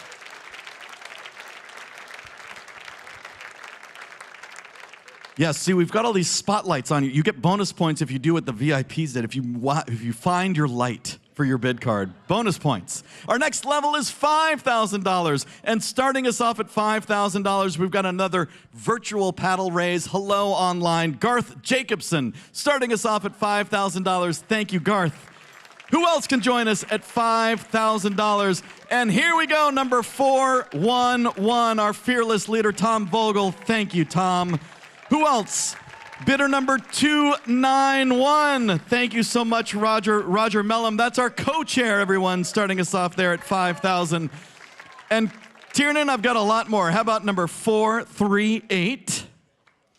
Wait for it. I will. Renee Yoakum, thank you. Thank you so much. Also, number 275 is joining us at $5,000. Thank you, David and Hope Maltz. Also, number 174 jumping in and joining us at $5,000. Thank you, Dan and Daniel Evans. All right. Number 325 says, I want to jump in at $5,000. Thank you. Thank you, Manisha Power. And number 288 also at $5,000. Thank you. Thank you, Craig McKibben. By the way, Fremont Studios lighting control is on point. Thank you for helping me out. Number 375 also joining us at $5,000. Thank you. Thank you, Judy Steary. And number 346 is joining us at $5,000. Thank you. Thank you, Jessica Vick Stahey. And 434 also joining us at $5,000 and getting a lot of applause at the same time, Tiernan. Thank you, Laverne and Gavin Woody. Anyone else want to join at $5,000? How about a big round of applause for our $5,000 supporters? Thank you. $2,500 is our next level, and we are seeing a lot of online. We're watching, that's what this screen here is showing me, all of these gifts that are coming in live. So Paul and Hyan Brown, thank you for your virtual paddle raise at $2,500. Thank you. Don and Marcy Heck also joining us from afar. Thank you. Matt Utendale with a gift from home as well of $2,500. So who can join them right now at $2,500? Hold your paddle up proudly. And there we go, number 380. That's Steve Swenson and Ann Dalton joining us. Thank you. How often do you get to raise your paddle with legends? That's pretty fun. Number 282, Tiernan, joining us at $2,500. Thank you, Doug McCall. Number 298, right up front, also joining us at $2,500. Thank you. Thank you, Prada and Sheila Misra. Number 242, also joining us at $2,500. Thank you, Ryan Kosakansky. Number 284, thank you for your generosity at $2,500. Thank you, Colleen and Steve McClure. Number 222, jumping in proudly. Thank you so much. Thank you, Rocky Johnson. Number 330, also joining us. Thank you. Thank you, Claire Reinhardt. Number 382 from the back. Number 382, thank you. Thank you, Greg and Brosna Swint. Number 226, thank you. Rich Johnston, thank you. And number 426, I think that's Anita Wilkins back there, am I right? It is Anita Wilkins joining us at 426, thank you. Also, number 439, thank you. Thank you, Amy and Brian Young. And number 198 finds the light. Thank you. Number 198. Thank you, Martinique Grigg. All right. Anyone else here at $2,500? How about a big round of applause for our $2,500 supporters? Meanwhile, online, we see that Colin Chapman and Anthony Bucci both just gave $2,000. Thank you to our online donors as well. Now, $1,000 is a very exciting level because we have a challenge match. Ed Monrad and Amelie Mubbet are donating $25,000 all the way from the Netherlands. And by the way, it is tomorrow morning in the Netherlands, so they are giving from the future. They are matching all of your $1,000 donations, dollar for dollar, up to $25,000. So who wants to donate $1,000, knowing you'll be matched? Your $1,000 becomes $2,000. I can see we're getting a bunch of donations online as well. And here we go. Number 369, thank you. Number 304, number 447, number 353. Number 448, number 124. All of these gifts being matched dollar for dollar up to $25,000. Number 168, thank you. Number 145, number 230, number 112, I got you. Number 101, I got you, thank you. Number 417, number 408, number 176, number 421, number 311, number 278, number 334. Look at the sea of generosity. Number 253, number 153, number 222, number 150, number 255, number 401, number 186. Number 231, thank you. Number 232, I like they're both getting in. Number 200, number 296, number 164, number 317, number 123, number 187, number 257, number 147, number 152, number 195, number 306, number 229, number 308, number 169. Anyone else at $1,000 here? How about a big round of applause for our $1,000 supporters? Laura, do you know how many just gave in the room? All right, we needed 25 to fulfill the challenge, and so far, we have 61 people who just gave $1,000. I think we did it. Ed and Amelie, thank you so much. $500. Now, we've already heard the challenge. Starting us off, thank you to Herman and the Mountaineers Adventure Club, better known as MAC. They gave the first $500. Who wants to join MAC at $500? Let's show them some love, and here we go. Number 179, thank you for your generosity. Number 199, number 273, number 368, number 446, number 433, number 285, number 259, number 374, number 297, number 287, thank you, number 215, number 225, number 321, number 244, number 338. Thank you all for your generosity. We're still going back here. Number 146, number 106, thank you. Number 410, number 364, number 436, number 233, number 261, thank you. Number 437, number 386, hi.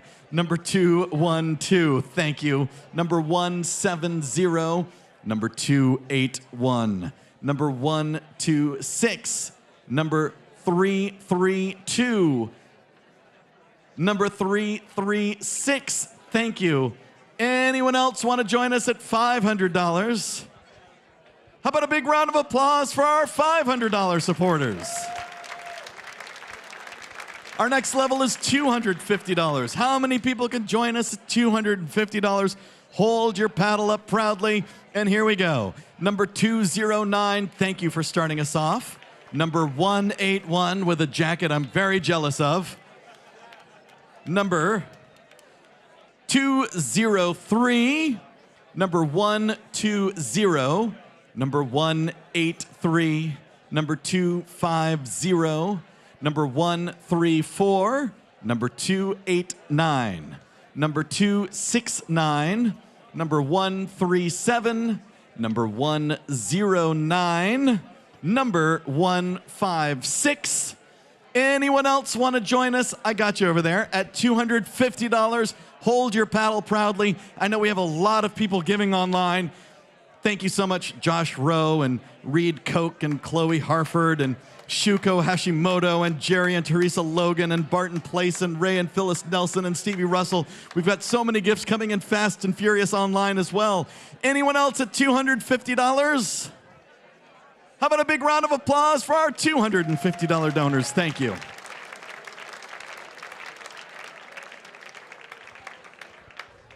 $100 is our last level, and it's a big one. Some of our Gala supporters who couldn't be here tonight wanted to do something to show their support. They're off leading a backpacking trip right now, suffering in the ginkgo petrified forest, hiking on the PCT, skiing in the Canadian Rockies. But they pooled together their funds, and tonight they're going to match every $100 paddle up to $8,000. All of you watching from home, this affects you as well. So can we get to 80? Laura's ready to count. Tonight is an adventure with purpose, of course, so we're going to dig deep for this last level. Let's see, can we get to 80 paddles in the room and fulfill the $8,000 challenge? Then we'll make $16,000 at this level alone. Here we go. Let's see how many paddles we can get. And thank you to everybody giving twice. Right here, number 304. Again, all of these $100 donations are being matched dollar for dollar. Number 371. Number 245. Number 187. Number 226. Number 420. Number 333. Number 363. Number 186. Number 357, that's 10. Number 328, number 401, number 186, number 137, number 212, number 152, number 190, number 144, number 128, number 280, that's 20 bid cards. Number 427, number 403, number 139, number 157, number 395, number 399, number 398, number 117, number 314, number 266, that's 30. We're still going. Number 263. Number 295. Number 340. Number 160. Number 104. Number 142. Number 402. Remember, all of these $100 donations are being matched dollar for dollar. Number 181 gives again. Number 416 gives again. How many or do we have online, by the way? Number 231, number 232, number 349, number 271. So many people are giving twice. Remember, all $100 gifts are being matched dollar for dollar up to $8,000. We're not seeing online $100 gifts. Everyone, they already gave big. All right, so people at home, if you give a second time, your $100 will be matched. Is there anyone else in the room who would like to leave it all on the field, donate $100 again? Again, you're being matched dollar for dollar. Number 237 says, I want to give again. Number 222 says, I want to give again. Anyone else want to give one more time? Dig deep for this community and give a final $100. Yes, number 328 says, I want to give again. And hold up that bid card so I can see it. Turn it, turn it. There we go. 255. Number 358. Number 363. Thank you. I lost track. Laura, do you know how many we're at? How many? All right, we're at 48. We have 32 more spots that can be matched. Anyone else? I don't want to force you. 330-357. Thank you. Anyone else want to do a final $100 investment? Number 267, number 449. Thank you. We've got 28 more spots. People online, join us if you will. Can we give a big round of applause to everybody who raised their paddle tonight? Thank you so much for your generosity. As a reminder, if you work for a company that will match your generosity, please make sure that they do that this week. All right, it is now time to recognize a legend from our Mountaineers community, Dianne Roberts. Everyone give a big round of applause.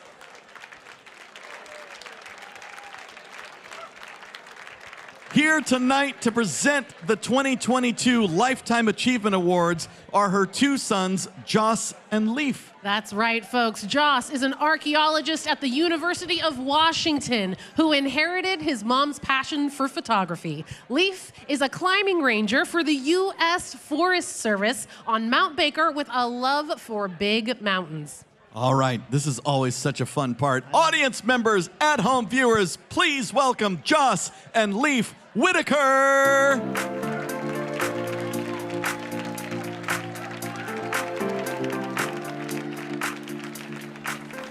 Thank you, Mountaineers.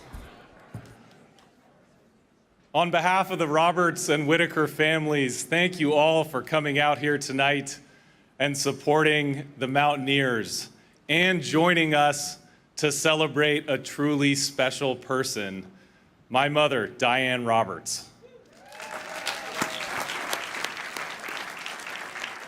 Mom is one of those rare people who seems to be exceptionally good at everything they do, but are also too humble to talk about it. As a mother and wife, adventurer, athlete, and artist, as a collaborator and teammate, she is the gold standard. This award is so well-deserved, and I'm so happy she's receiving this honor here tonight. I remember when I first realized what an athlete my mom is. When I was 8 or 9 years old, my best friend and I started taking Taekwondo classes. And my mom would drop us off and pick us up at these classes and kind of watch class sometimes. And I think she thought it looked pretty fun, so she signed up herself. And, you know, pretty soon after that, I had given up on martial arts. I think I made it to yellow belt, green stripe. Thank you, thanks. But a few years later, I remember we attended my mom's black belt test. And I remember her flying through the air with such just power and grace, breaking boards with a jump flying sidekick, sparring, performing the most difficult black belt test with perfect balance and precision. And I remember realizing then what I'm continually reminded of now, that my mom is a total badass.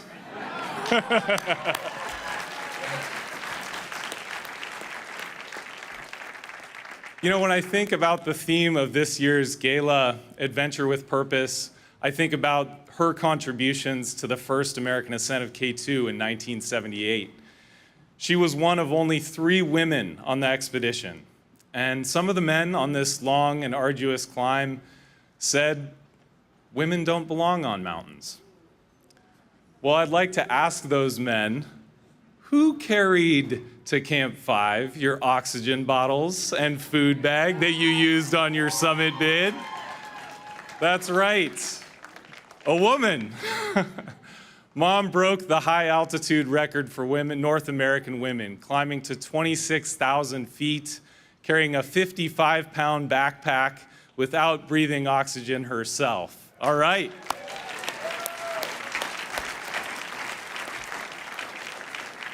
And at the same time, I suspect her purpose wasn't to break a record or prove something.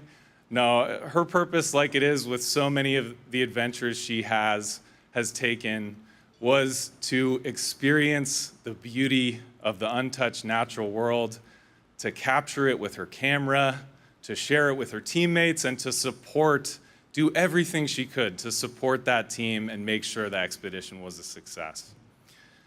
Now, as mountaineers, we talk a lot about decision making. My father, Jim, a longtime mountain guide, an expedition leader, and a business chief, has made so many good decisions in his life that have led to immense success for everyone involved. But in my opinion, the best decision he has ever made, the thing that has brought him the most joy and comfort and fulfillment in his life, happened almost 50 years ago on a beach in Hawaii when he proposed to my mother. That's right, 48 years of marriage. How about a big round of applause?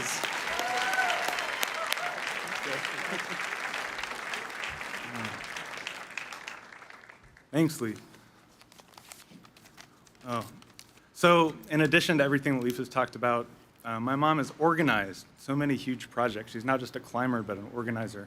From her educational work for Parks Canada to the Project Pelion expedition for climbers with disabilities on Mount Rainier. She ran the logistics of the 1990 Everest Peace Climb, and she ran the capital campaign of the Northwest Maritime Center, helped organize a rowing team, and so many other different things. I spent a lot of time with her in the warehouse where they were assembling the gear for the Peace Climb in 1989, 1990, this huge logistical operation. Took a tremendous amount of brains and also will and diplomacy to get it to work. She transformed our house into a nerve center for the expedition. And while she was taking care of me and my brother, she was also solving problems on the other side of the world. There was an equipment crisis. The oxygen regulators that the Soviet team was supposed to bring for their titanium oxygen bottles had not arrived. And so she set up this ad hoc diplomatic network to rush them from the Soviet Union into Tibet, although the two countries were not speaking to each other, the Soviet Union and China.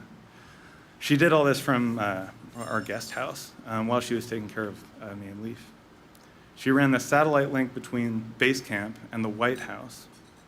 She has a skill for bridging gaps, something she's used to lead and support countless women and men on successful outdoor adventures.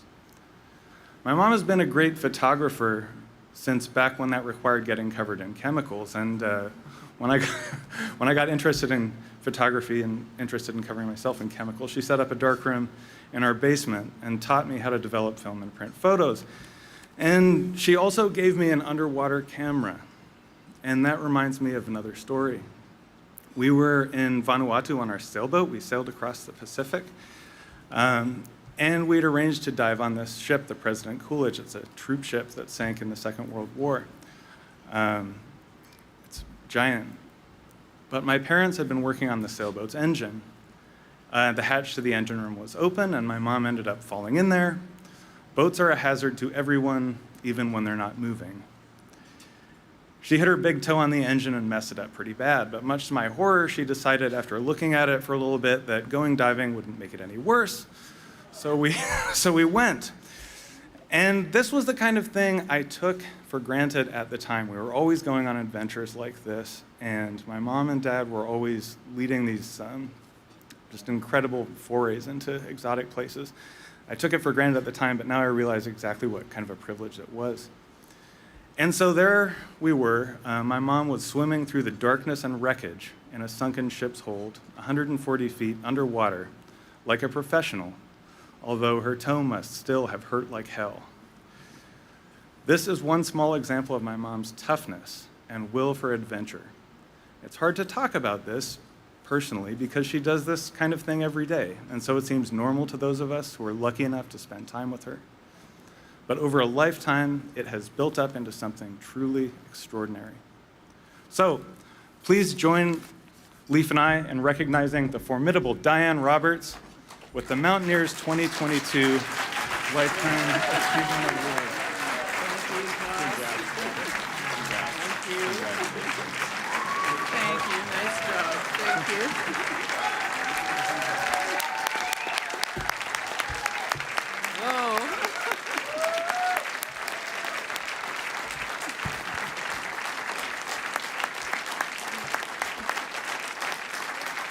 Thank you.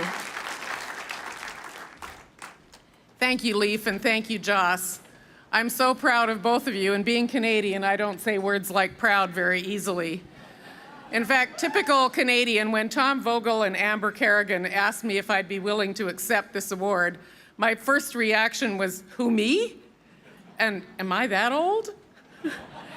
In any case, I wouldn't be on this stage tonight if I hadn't been crazy enough almost 50 years ago to jump off a cliff, leave my home, my country, my friends, my family, and everything I'd ever known, and marry an American hero, Jim Whittaker.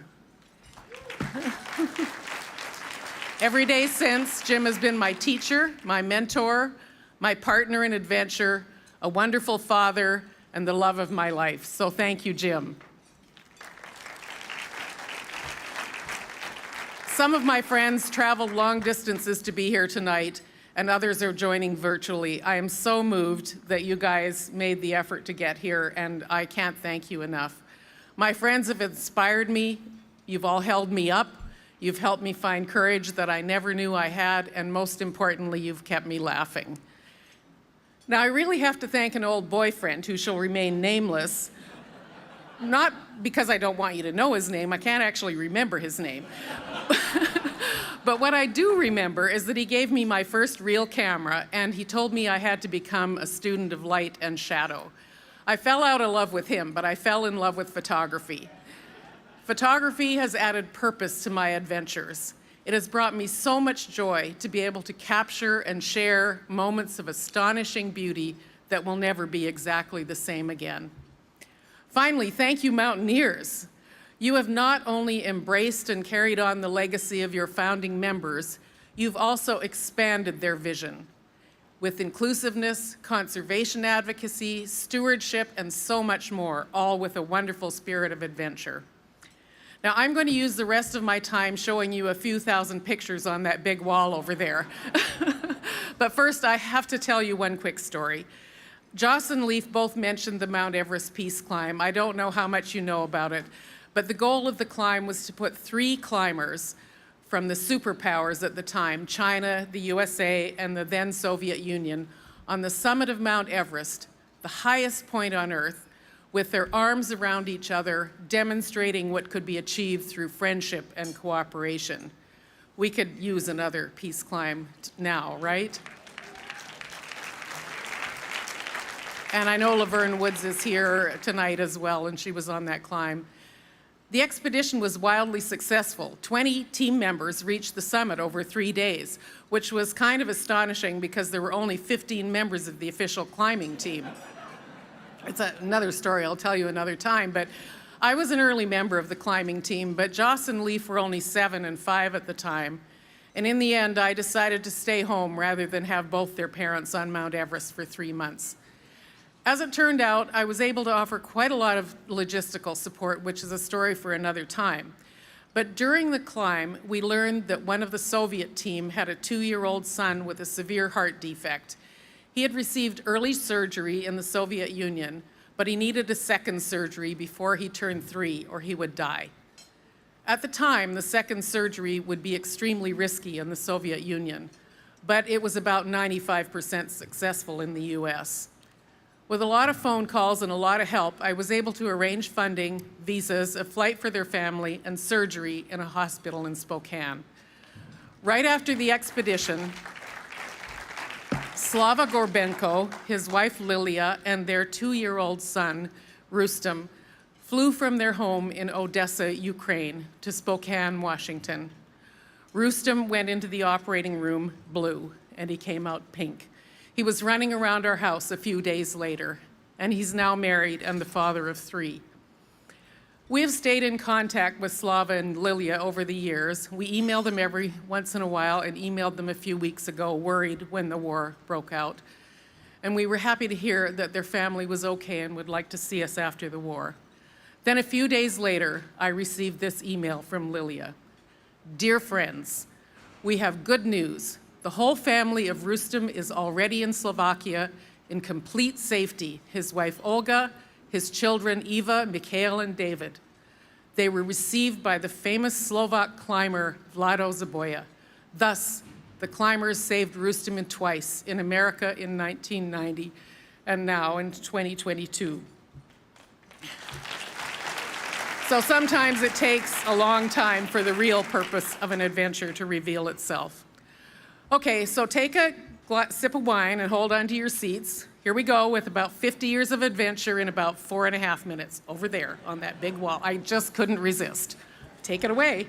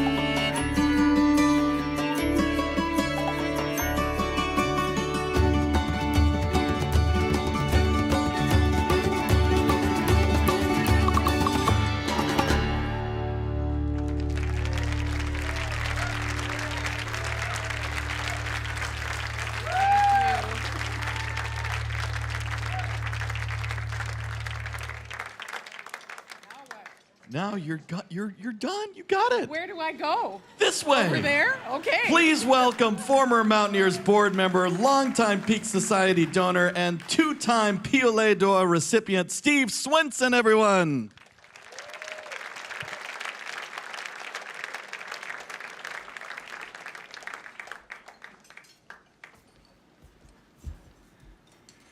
Well, I'm here tonight to introduce Rick Ridgeway, and I was chatting with Rick before the program, and I said to him, it didn't matter what he said, I would not slap him.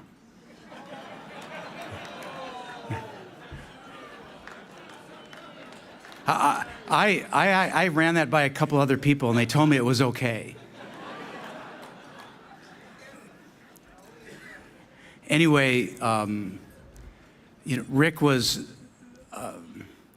part of the expedition in 1978 that made the first American ascent of K2, and Rick and three of his teammates summited that year, and three other of his teammates are in the audience tonight, Jim Whitaker and Skip Edmonds and Dianne Roberts.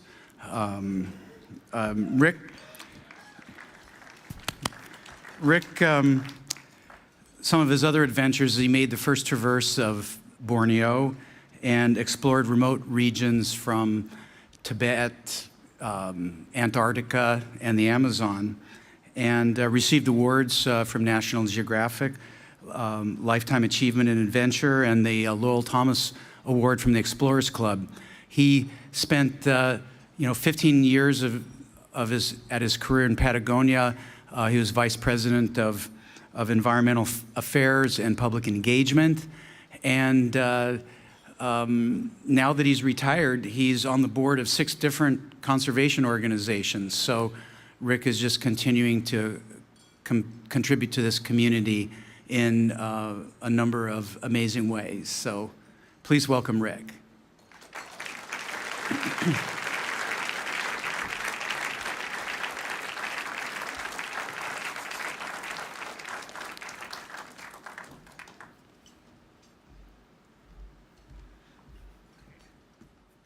Thanks, Steve. Well, I will boot up here. And while the computer's waking up, remember that wonderful cartoonist Gary Larson? Hold on.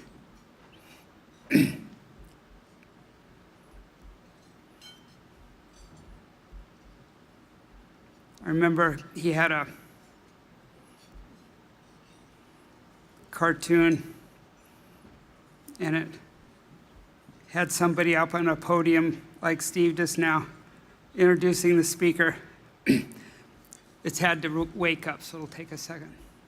And this person was saying, and now, ladies and gentlemen, the man who's conquered Everest, Kilimanjaro, and the Matterhorn. And you see this guy coming up the steps, this old guy waving his arms like this as he pitches over backwards.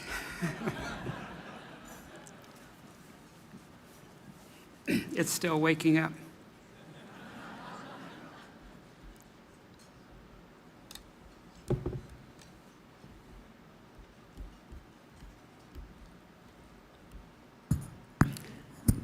Thank you.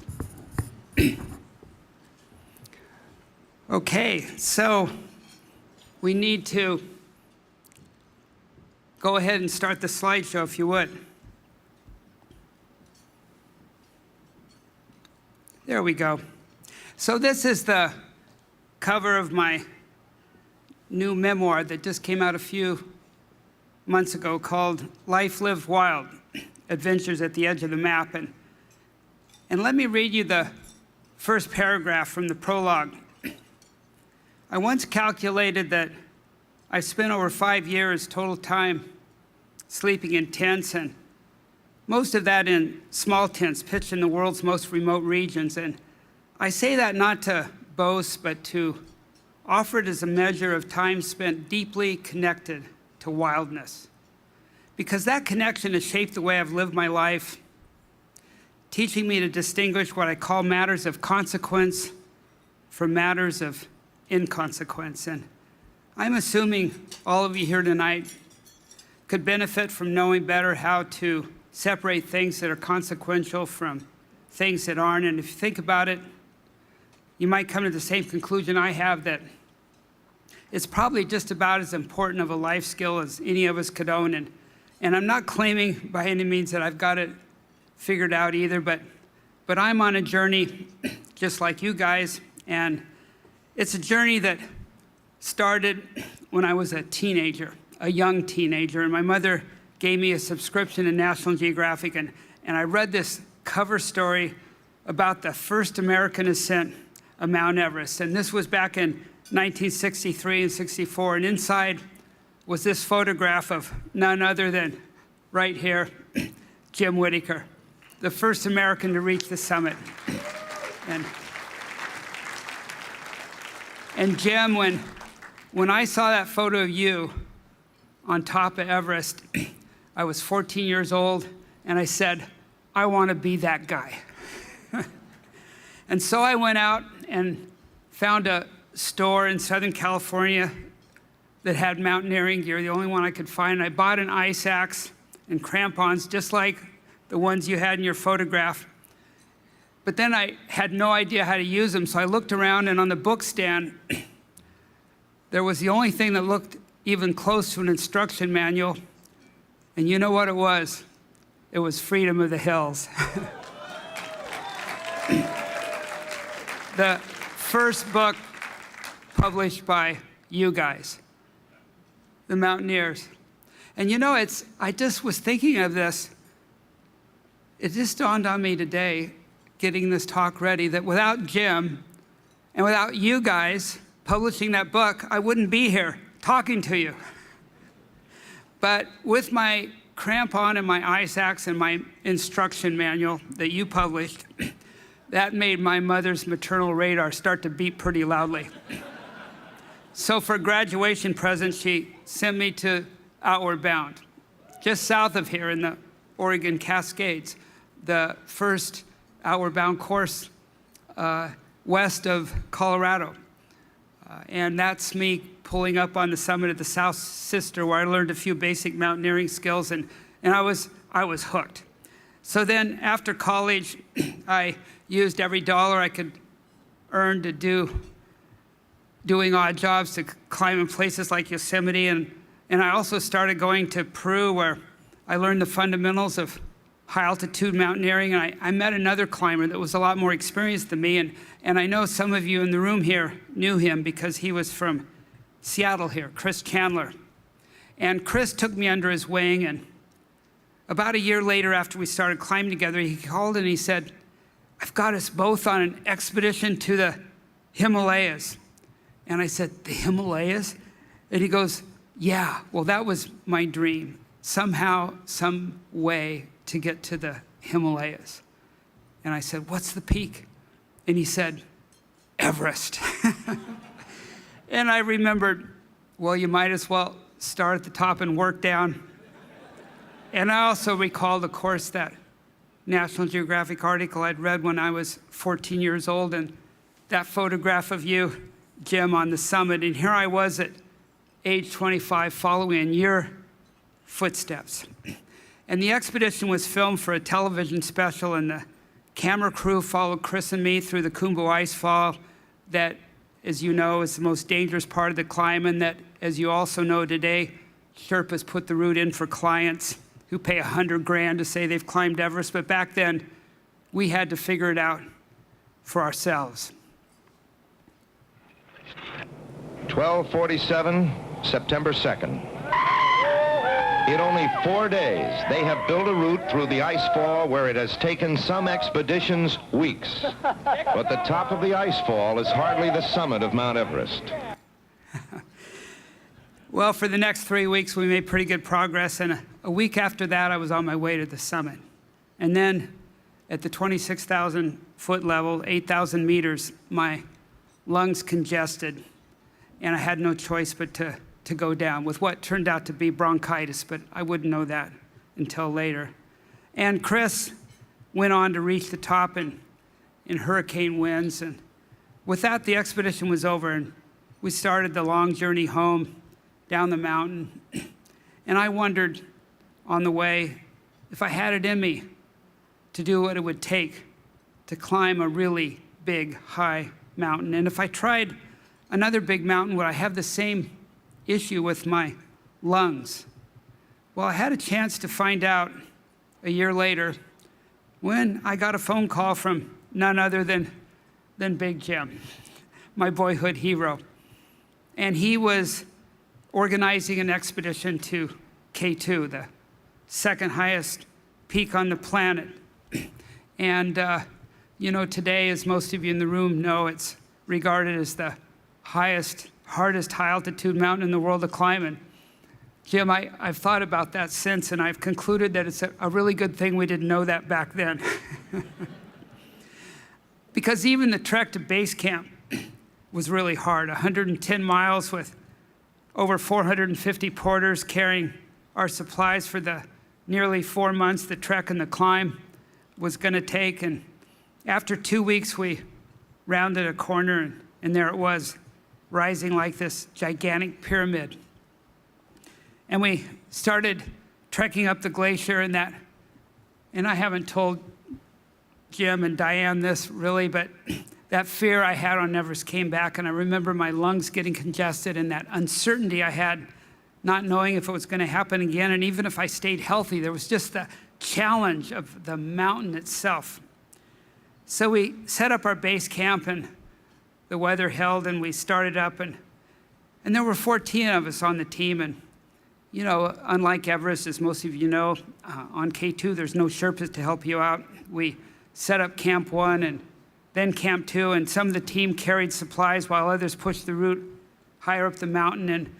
And we were now ready for this, the Knife Edge Ridge, almost a mile long, with an average elevation of about 23,000 feet. And we'd only managed to get started when the weather turned. And at first, we stayed in our high camp, hoping the storm was going to be short, but we were using food and burning fuel that we'd really worked hard to carry up. And after 4 days, we didn't have any choice but to go back down all the way to base camp. And the storm lasted a week. And when it cleared, we had to work really hard to get back up to our previous high point. And finally, we were ready to cross the Knife Edge, which was also the precise border between Pakistan and China.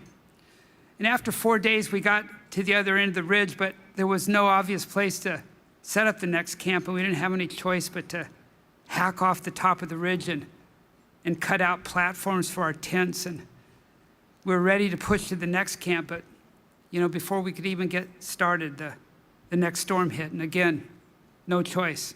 All the way down the ropes to base camp. And this storm lasted almost another week. And when it finally cleared, we climbed back up the ropes. And it took over 3 days to dig out all the tents. And now looking up, we still had the summit head wall in front of us that you can see there, but timbers were getting thin, and so was the food supply. And we've been on the mountain for over a month at this point, and we pushed up to the next camp at 25,000 feet, but we only arrived and the next storm hit. And once more, as you guys remember, Jim and Dianne all the way back down to base camp, and Skip, who's here with us too.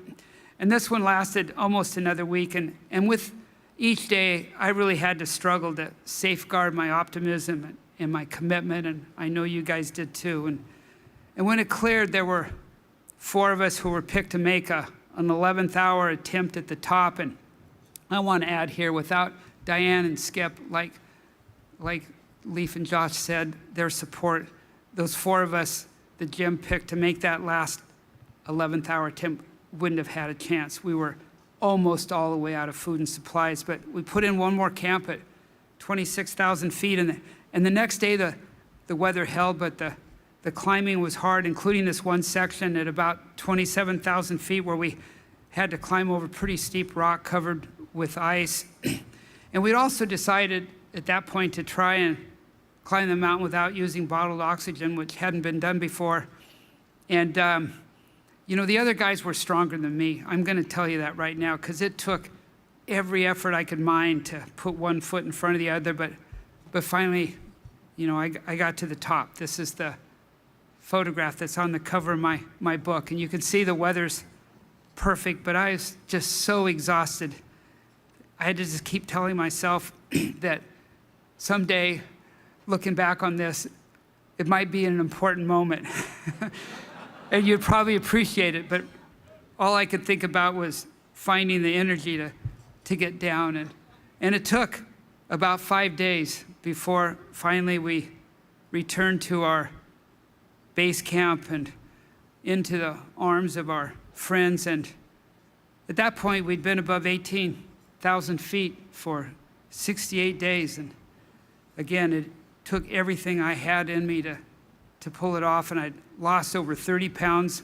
A picture that Dianne took of me standing next to my buddy Chris Chandler, and I was so skinny I could pinch my fingers around my biceps. And on summit day in the pre-dawn, it had been really cold, about 40 below zero as we left camp that early morning, and my fingers had gotten frostbitten. But another photograph that Dianne took, fortunately nothing had to be amputated. And you know, we'd stuck it out. We had been at 26,000 feet or above what climbers call the death zone for 5 days and nights, but we'd all made it. It was only the third ascent of K2, and we did it by a new route that Jim had selected. And you know, since then, it's never been repeated. For good reason, huh? And we did it the same way you'd eat an elephant, one bite at a time. And a year after I got home, I went to the mailbox, and my mom had kept up the subscription, so I opened my National Geographic with the story of our climb, and there I was on the cover, crossing the knife edge. At least the editors had the sense to pick a photo with my face covered with this experimental aluminum mask.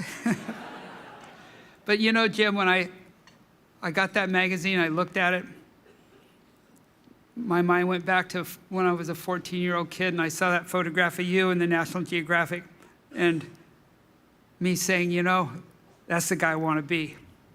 So I was back in the game, and the next year in 1980, I was invited to the People's Republic of China in the first year that China opened to foreign mountaineers, and I was part of a team that included Yvonne Chouinard, who by then was a close friend, and we were going to a region in eastern Tibet that no Westerner had visited for over 50 years to attempt this 25,000-foot peak called Minyakonka, and it had only been climbed twice before. And it was my kind of trip to a remote region that was really hardly explored with a team of close friends, and including one named Jonathan Wright, who was also my business partner because we were a writer-photographer team. And things were going okay until one day at 20,000 feet, coming down, we were caught in an avalanche and swept down the side of the mountain about 1,500 vertical feet. And I was sure that there was no way I was going to get out of it alive. But then the snow slowed and stopped, and I was injured. We all were, but none of us as badly as Jonathan. And I tried to keep him alive, but after a half hour, he died in my arms. And I buried him under a mound of rocks next to where he died. And I went home, and I went into a deep introspection, wondering whether I should keep climbing. I didn't know if I could, and it really took me over 2 years to think it through, to think about what I'd learned, what I'd taken from the high elevations and brought down to my life at sea level. And I thought about how I learned on a climb to make a plan, but how inevitably stuff always goes wrong, and how I'd learned to adjust. And I thought about tenacity, about how on mountains like K2, you get to the top, like I said, one bite at a time.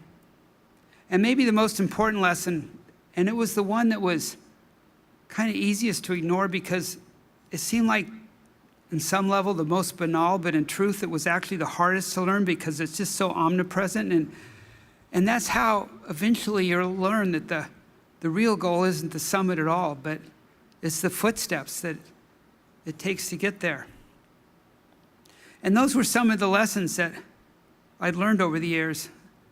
But after that avalanche, and after Jonathan had died, and I thought for over a full minute that I was dead myself, that I'd changed. And sometimes I was waking up just amazed that I was still alive. And I remember one day walking from my car to the office and just stopping in the parking lot and standing there just to feel the difference between the side of my face that was in sunshine and the other side that was in shadow. And in a way, I was feeling like I'd been reborn with a new awareness of just being alive, and with that new awareness of how quickly any of us here in this room cannot be alive. And then a few years later, I ran into that poem by Mary Oliver, her famous one called Summer's Day, with that famous last line that really summarized my challenge. Tell me, she commanded in her poem, tell me what you plan to do with your one wild and precious life. And that was my challenge. A challenge that included this decision of whether I was going to go back to climbing. But meanwhile, I had my professional life working as a writer and a filmmaker and a photographer. And Jonathan's family asked me to complete a story for National Geographic and that Jonathan and I had been working on about the newly chartered Mount Everest National Park. And I decided to do it for Jonathan, for his wife, and maybe especially for the one-year-old baby girl he had left behind when he died in my arms.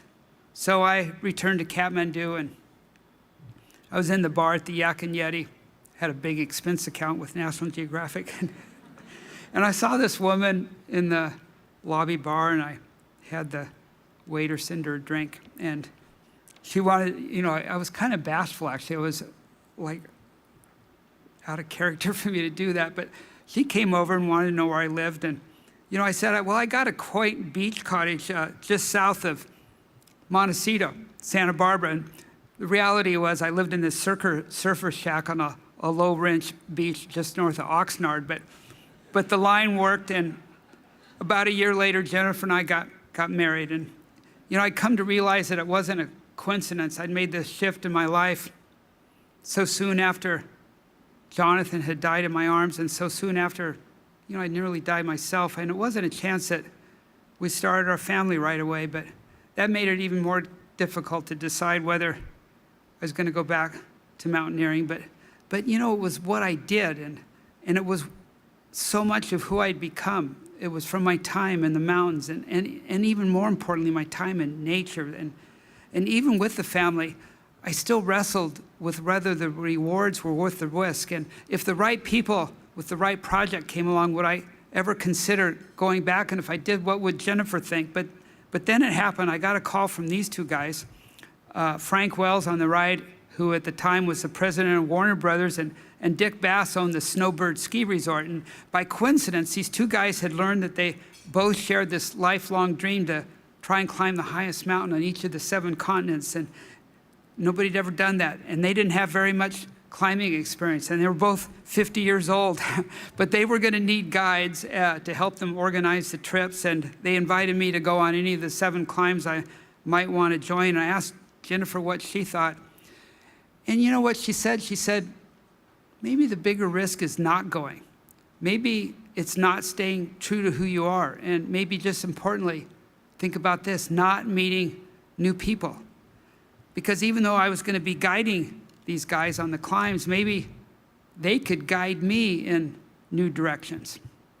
And that wasn't the first time I'd realized that in a marriage of 2 people, 1 plus 1 can be a lot more than 2. So I decided to go on 3 of the 7 summits expeditions, starting with Aconcagua, the highest peak in South America. And we all made the summit, including Yvonne, who was on the trip.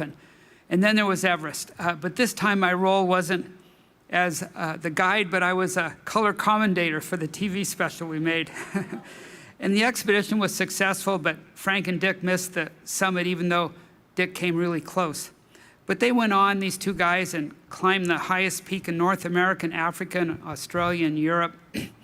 And then at the end of the year, there was still the summit of Vincent Massif, the highest peak in Antarctica. And I went again on that climb as a guide, and we were the first private expedition ever to reach the interior of Antarctica, and we all made the summit, and this is a shot of me on top of what then was only the third ascent ever of Vincent. Frank and Dick, however, had missed Everest, and even though Frank had to go back to work, Dick went back to Everest, and at age 55 reached the top, and he became the first guy to climb the 7 summits. And back down in base camp, he called me on the radio phone, and he said, "Rick," his voice was really wizened, he says, "It just goes to show you the second half." And I knew that was Dick's shorthand for life after 50. The second half can be and should be the best half. And Jennifer was right. I wasn't just guiding these guys, they were guiding me. They were inspiring me with a new confidence in my life to live it in wild places, to live it in the most remote places in the world. And I had to commit at the same time to being there for my family between the trips. And I'm not going to sit here and tell you that was easy by any means. And it wasn't without friction. But we made it work, in part because filming and photography and writing about living in wild places, living life wild, was how I made my living. And it wasn't just in the mountains either, but it was in jungles, where on this trip that Steve mentioned, we made the first crossing of Borneo at its widest point. 800 miles as the hornbill flew, but closer to 2,000 if you counted all the winds and bends in the river. And then on another jungle adventure, our objective was this secluded granite spire that rose 2,000 feet out of the Amazon. And this was in a region of jungle that was 80 miles beyond the last Yanomami village. And that was a village that had been visited by anthropologists only about 10 years before. And we hired several of these Yanomami to help us carry our gear. And one day, one of them dropped his pack in the jungle and ran off into the forest. And I followed him because I realized he'd heard a troop of monkeys. And after a while, he stopped, and watching from a distance, I saw him make these monkey calls to call him in. And sure enough, they came in and he fired, but he missed. But the image of him stuck in my head. It was like a song that you couldn't get rid of. And finally I realized what it was, because I got to look at who I used to be all those millions of years before. And there were more adventures, including one in Africa, climbing Kilimanjaro, the second highest peak on that continent. But the summit was where this trip only started, because from the top we walked 500 kilometers due east, all the way to the Indian Ocean, crossing the bushlands of the twin Tsavo National Parks that together are the size of Israel. And it was a 500-kilometer trek on foot and at eye level with wild animals at places a few rungs down the food chain. And it gave me a reflection on our conservation efforts as a species to save our brethren wildlife. Next, I was invited to join a climb in one of the most remote places on the planet on Queen Maud Land in Antarctica to attempt the first big wall climb ever done on the frozen continent. And this was with a team of some of the best climbers in the world, including Conrad Anker and Alex Lowe. And one day on that climb, we got chased off the wall by a storm, and we were in our base camp and waiting for the weather to clear. And Conrad said, I got this story I've been meaning to tell you, Rick. He says, but when I was a teenager, I think I was 13 or 14 years old, this National Geographic showed up in the mailbox and you were on the cover, and I saw you on K2, and I said, I want to be that guy.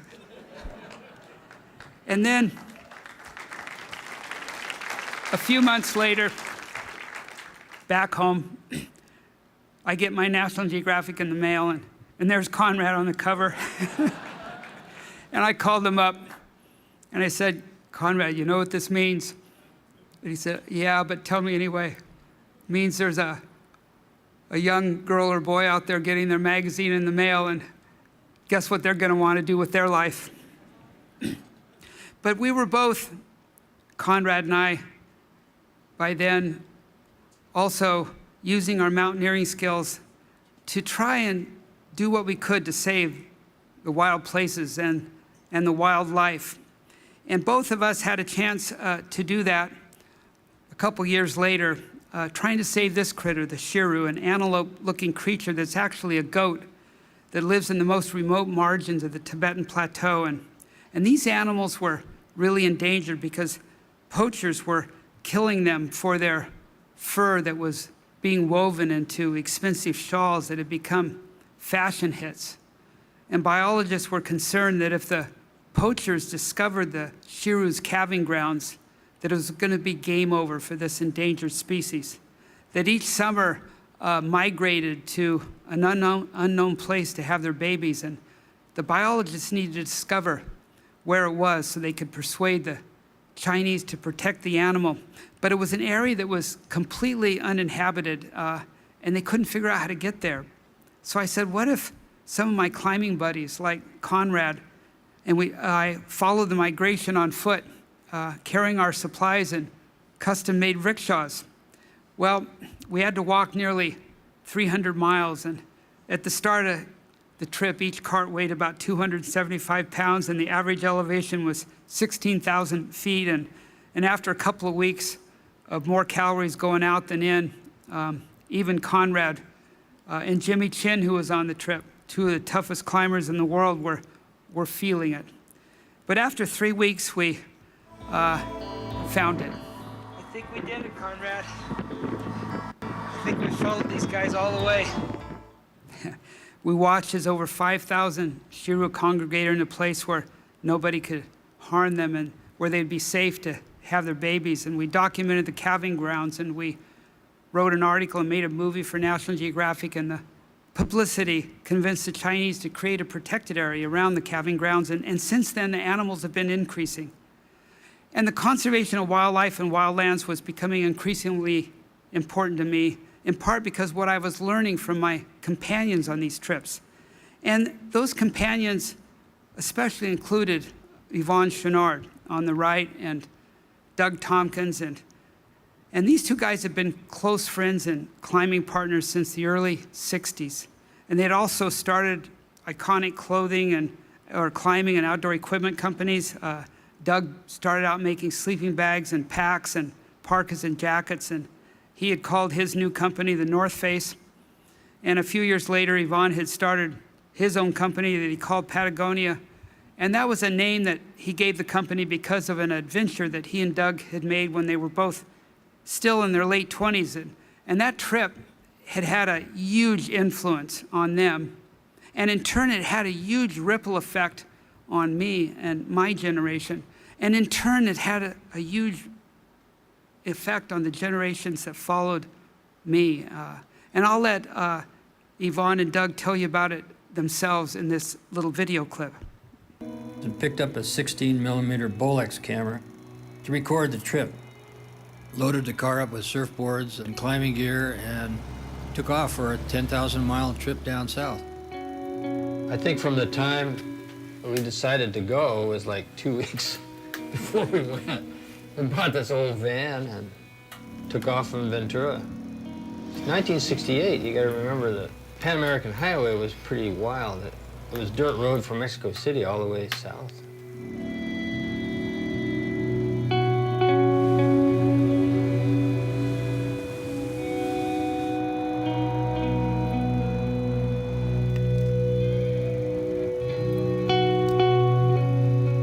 It was like being in Montana or Wyoming 100 years ago.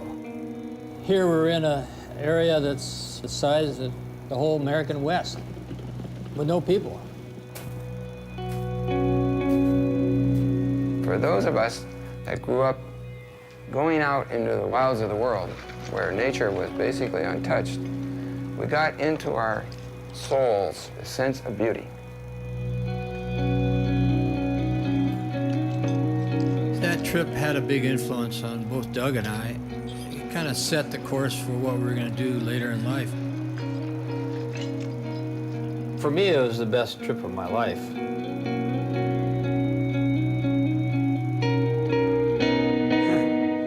Well, when they got back from that trip, while they were gone, Doug's wife, Susie, had started a small company making women's dresses.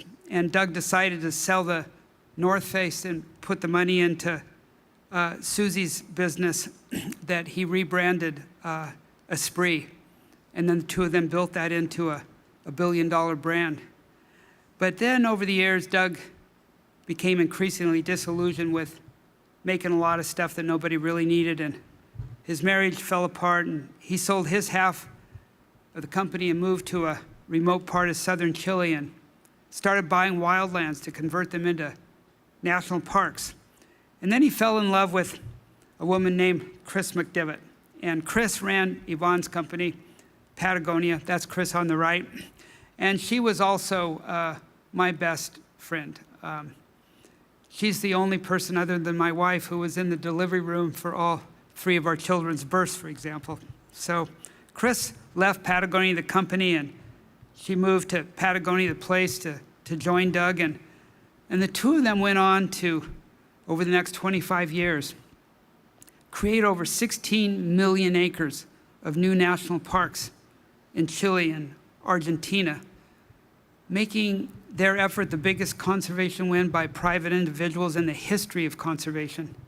And I was really privileged to have a small part in the effort from the beginning. And I was also fortunate to have a chance to, about that time, join Yvonne's company, Patagonia, and like my mentors, Doug and Yvonne, apply what I'd learned over the years in nature as a climber and explorer to the way we ran the business, because fundamentally, Patagonia was in business to use business as an agent for environmental protection.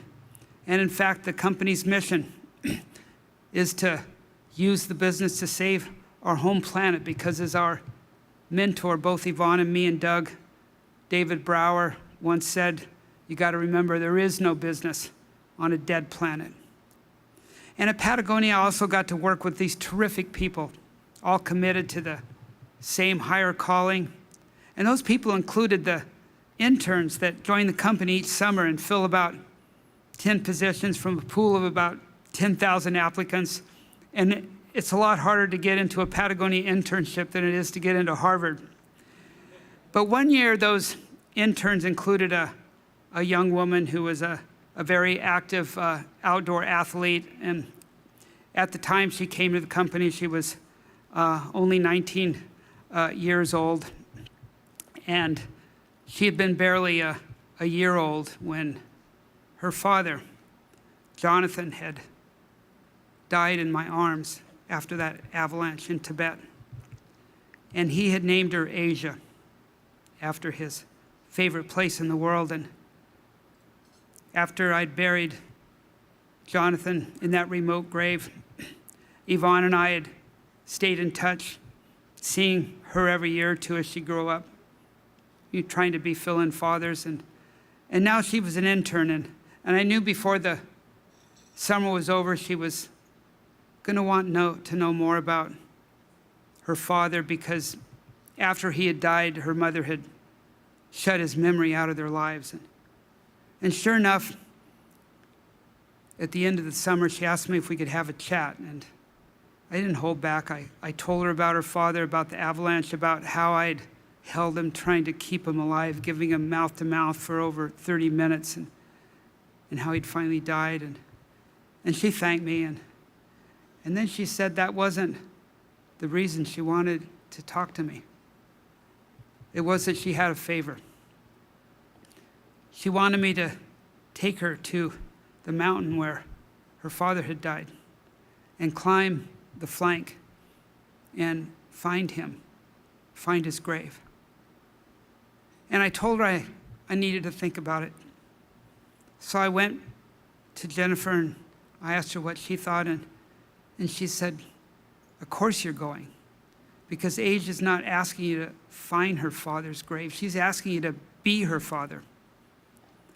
And I knew that if Jonathan had lived, he would have taken his daughter on some of his trips, and certainly those trips would have included Asia, the place. And so that's what Asia and I did. We journeyed to the Everest region, where I had many Sherpa friends who had been Jonathan's friends and now became Asia's friends. And from there, we ventured to Western Tibet, into the mountains that had hardly been explored, where we had to endure 60-mile-an-hour winds to climb a 21,000-foot peak that was unnamed and, at least until that day, unclimbed. And then in eastern Tibet, we approached the flank of Minyakanka, where her father had died. And it had been 20 years, and I wasn't sure I could find the grave. But then finally, on this high, barren buttress, we found it. Only now it had been disturbed, torn apart, probably by snow leopard. So his daughter and I, we gathered my old buddy's bones, and together we reburied him and strung fresh prayer flags over the grave. And after saying our own prayers and making our own thanksgivings, we started the long journey home. And the full trip, the pilgrimage, had taken 2 months. And in that time, I shared with Asia the stories and the lessons from the stories that I knew her father would have shared with her. And there are many of the lessons that I shared with all of you this evening about how you have to plan, but know that stuff happens so that you need to change and adjust. How you get to the top one step at a time, the same way you eat the elephant one bite at a time. How you need to go about your life knowing that it's not about the summit, but it's about the footsteps, that it's about the way you get there, that in your work life as well as your home life, your life has to have a purpose. And that purpose has to be more than just about you, but about how you can be more than just yourself. And I told her how, on my early challenge, trying to decide whether or not to return to living my life in the wild, I realized that overcoming that challenge is a process that never ends. And it's a challenge that all of you here this evening need to consider. That all of you, wherever you are in your life's journey, that every day, all of us, we need to pause and ask ourselves, what are we going to do with our one wild and precious life? Thank you. Thanks.